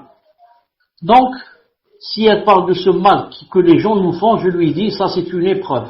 Allah Ta'ala veut voir de toi si tu patientes ou tu ne patientes pas. Les Rasul et les prophètes ont eu des adversaires, des ennemis, des shayatins parmi les êtres humains et les djinns. Et Allah Ta'ala nous a demandé de patienter. Mais si elle veut dire par mal, ce qu'on fait nous, si on boit de l'alcool, si on fait ceci, si on boit ci, ça, c'est pas Allah Ta'ala qui l'a écrit. Allah Ta'ala, a écrit sur la tablette réservée seulement ce que tu allais faire. C'est pas lui qui l'a écrit dans le sens il t'a forcé à le faire. Il a écrit car il savait que tu allais le faire. Sinon, il t'a interdit de le faire. Et si Allah Ta'ala nous a forcé de faire le mal, alors pourquoi Yom al-Qiyamah, il nous enjoint de rentrer en enfer? On va lui dire, ya Allah, c'est toi qui as écrit le mal contre nous. Donc il faut bien faire la différence entre ce qui est écrit sur la tablette préservée dans le sens de Allah Ta'ala a su qu'on allait le faire, il l'a écrit, et ce qu'on fait nous, est-ce que les épreuves le mal qui nous arrive des gens et envers lequel on doit patienter. Fadda. Naam, Cheikh, jazakallahu khairan. Donc nous allons passer à la question suivante. Par contre, juste pour dire que les remarques qui avaient été faites, comme quand la personne avait dit que c'était faux ce que vous aviez dit, Cheikh, je précise que ça vient pas de contact sœur, ça vient d'une autre sœur. Car moi-même je n'avais pas compris. Alhamdulillah, maintenant j'ai compris. Donc, prochaine question. Question numéro 3. Une sœur a mis un collier en gage, ne pensant pas que c'était haram, mais elle a su par la suite que plus elle attendait pour le récupérer, plus il y avait de frais en plus. Elle veut savoir si elle a des péchés, si elle paye la somme en plus pour récupérer le collier, car si elle a des péchés, elle préfère ne pas le récupérer. Aussi, cher, est-ce que l'on peut utiliser l'argent des intérêts bancaires pour payer des impôts en France? On avait dit une question par personne. Barakallahu fikoum, de respecter la règle. Fadal cher. Je n'ai pas très bien compris qu'est-ce que ça veut dire, la mis en gage. Si elle veut dire ce qu'on appelle en arabe rahn, est-ce qu'elle parle du rahn? Le rahn, c'est, par exemple, une seconde. Donc je disais rahn, si vous savez ce que c'est rahn, le prêt sur gage permet d'obtenir un prêt qui sera garanti dans un but. Non, ça il y a en islam. Ça, le rahn, il y a en islam.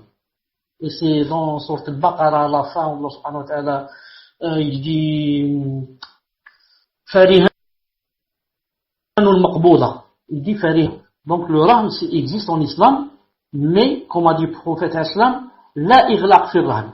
C'est interdit, que la personne, chez qui on laisse par exemple un bijou, je laisse un bijou chez une personne, par exemple, je dis à une personne, prête-moi 1000 euros.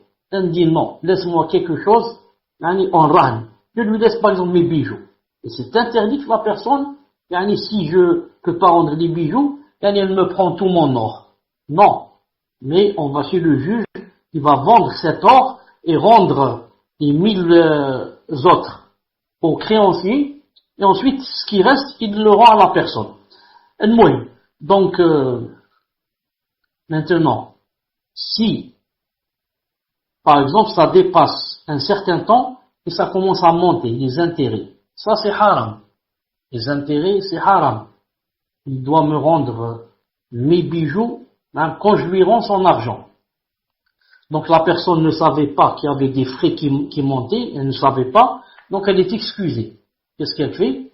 Elle donne de l'argent pour retirer au plus vite la chose qu'elle a mise en gage, sinon ça va à chaque fois monter davantage. Puisqu'elle ne savait pas, elle est excusée pour son ignorance. Mais elle doit au plus vite payer pour récupérer avant que ça devienne davantage, ça devient davantage. Et on ne peut pas payer les impôts avec l'argent de la banque qui est haram.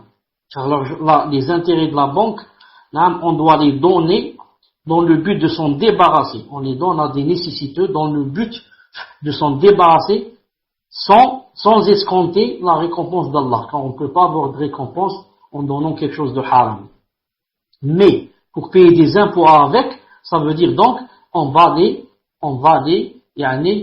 utiliser à nos profits. Donc, je fais le haram, ensuite je vais l'utiliser à mon profit, je vais payer les impôts avec. Ou alors je vais payer l'essence de la voiture. Tout cela n'est pas possible, mais on doit les donner à des nécessiteux, bi'idhnillahi ta'ala, et ne pas en profiter personnellement. Fadhal. Jazakallahu khayran ya Cheikh. Donc nous allons passer à la question numéro 4. Question d'une sœur qui demande, qu'Allah vous fasse miséricorde, Amin, concernant la femme, quel est le jugement de répondre au salam à un homme qui n'est pas son mahram? Barakallahu fikum ya Cheikh. C'est-à-dire dans l'eau ou dans l'allée, me semble-t-il, vous en aviez déjà parlé dans un des cours. Tfadhal ya Cheikh wa jazakallahu khayran. Oui, quand tu as remarqué quand tu emploies le mot salam, le programme te répond, il te dit wa alaykoum salam wa rahmatullah. C'est pas moi qui ai répondu, c'est lui. Il est programmé comme ça quand il entend même quand tu parles, naam. Donc je dis, en principe, c'est pas la femme qui commence. C'est pas la femme qui commence. Naam. Mais si quelqu'un commence, les savants ont dit, alors dans ce cas, elle est obligée de répondre, sauf s'il y a fitna. Naam. Certains ont dit, s'il y a fitna, elle a peur de la fitna pour elle-même ou pour l'autre, qu'elle ne réponde pas. Mais si elle est loin de la fitna, elle sait qu'elle a l'habitude d'y répondre, c'est juste un voisin ou quelqu'un d'âgé ou quelqu'un de très jeune ou quelqu'un, il n'y a aucun mal à y répondre, bi'idhnillahi ta'ala. Tfadhal.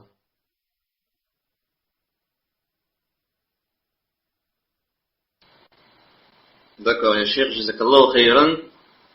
Donc nous allons passer à la question numéro 5. Question numéro 5. Donc question d'une sœur qui demande, je souhaiterais des précisions quant au verset suivant. Donc le verset Ya ayyuhalladhina amanu, a'udhu billahi minash shaitanir rajim, Ya ayyuhalladhina amanu liyastadhinkum alladhina malakat aymanukum walladhina lam yablughu al-huluma minkum thalatha maratin min qabli ma fil fajri وحين تضاعون ثيابكم من الظهيرات ومن بعد الصلاة عشاء ثلاث عورات لكم ليس عليكم ولا عليهم جناح بعدهن طواف عليكم بعضهم على بعض كذلك يبين الله لكم الآيات والله عليم حكيم. تفضل يا شيخ وجزاك خيرا. Donc elle demande Afwan, pouvez-vous nous expliquer comment l'enfant doit demander la permission d'entrer et à partir de quel âge?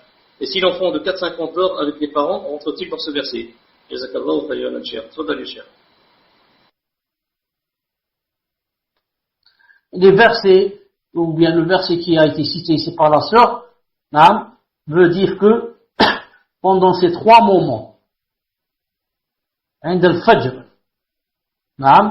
et pendant la sieste, et après ça, c'est-à-dire dans ces 3 moments, et en général, à chaque fois que l'homme est avec son épouse, l'enfant doit demander la permission avant d'entrer dans la pièce.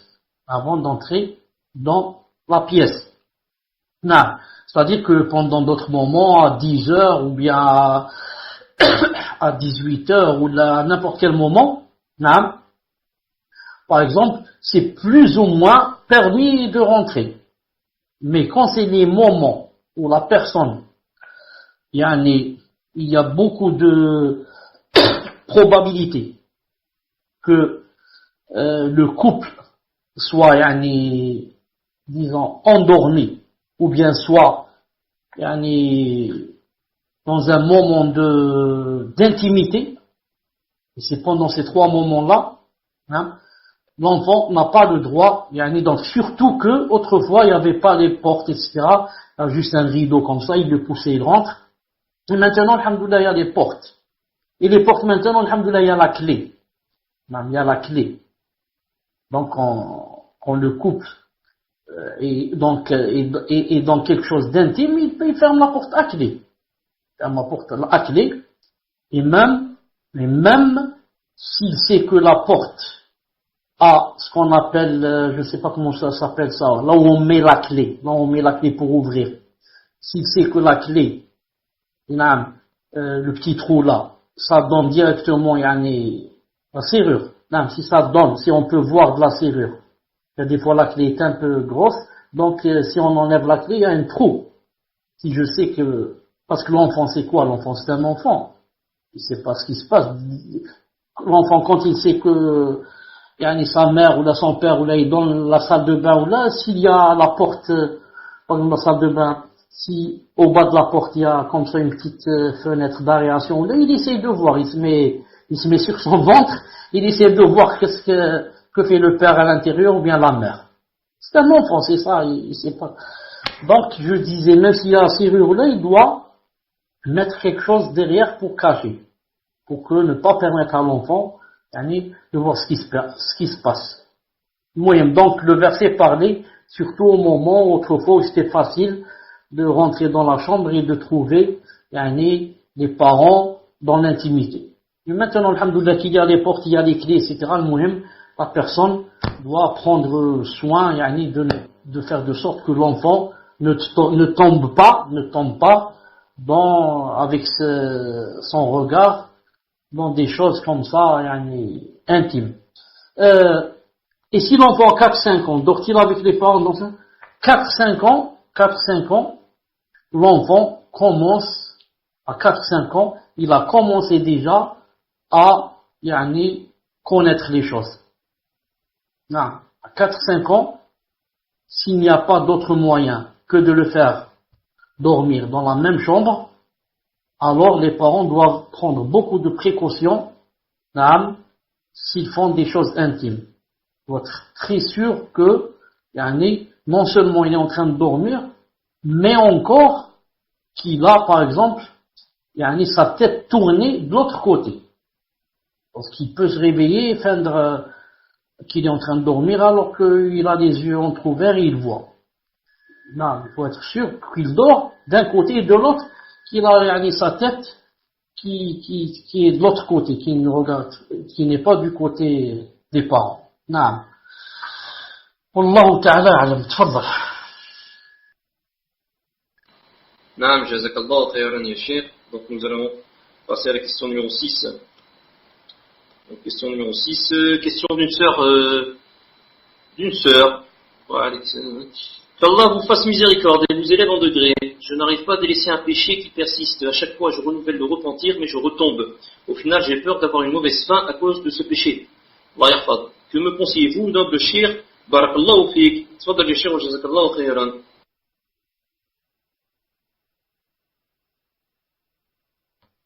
Dans un cas pareil, les savants disent, à chaque fois que la personne fait le péché, elle doit le faire suivre de repentir. Et si la personne est vraiment sincère avec Allah subhanahu wa ta'ala, elle doit délaisser le péché. Elle doit. Aucun péché ne doit te commander. C'est toi qui dois te commander. C'est la parole d'Allah et la parole de son prophète qui commandent. C'est le Coran ou le Sunnah qui te fait vivre et te fait marcher. Aucun des péchés, je ne dois le laisser me commander et je deviens son serviteur. Je deviens l'esclave du péché. Je fais tout mon possible pour ne pas y tomber. Et je fais tous mes efforts et je fais beaucoup de doigts. Et si je suis sincère, Allah Ta'ala va l'éloigner de moi. Et ensuite, on fait des doigts bi'idhnillah subhanahu wa ta'ala, et si jamais la personne tombe dans le péché, qu'elle fasse, inshallah ta'ala, le repentir, et on sait jamais, elle peut mourir. Voilà pour aujourd'hui, on se suffit à cette question, inshallah ta'ala, et on continuera, inshallah ta'ala, la prochaine, bi'idhnillah ta'ala, ça suffit pour aujourd'hui, inshallah ta'ala. سبحانك اللهم وبحمدك أشهد أن لا إله إلا أنت استغفرك وأتوب إليك. السلام عليكم ورحمة الله وبركاته.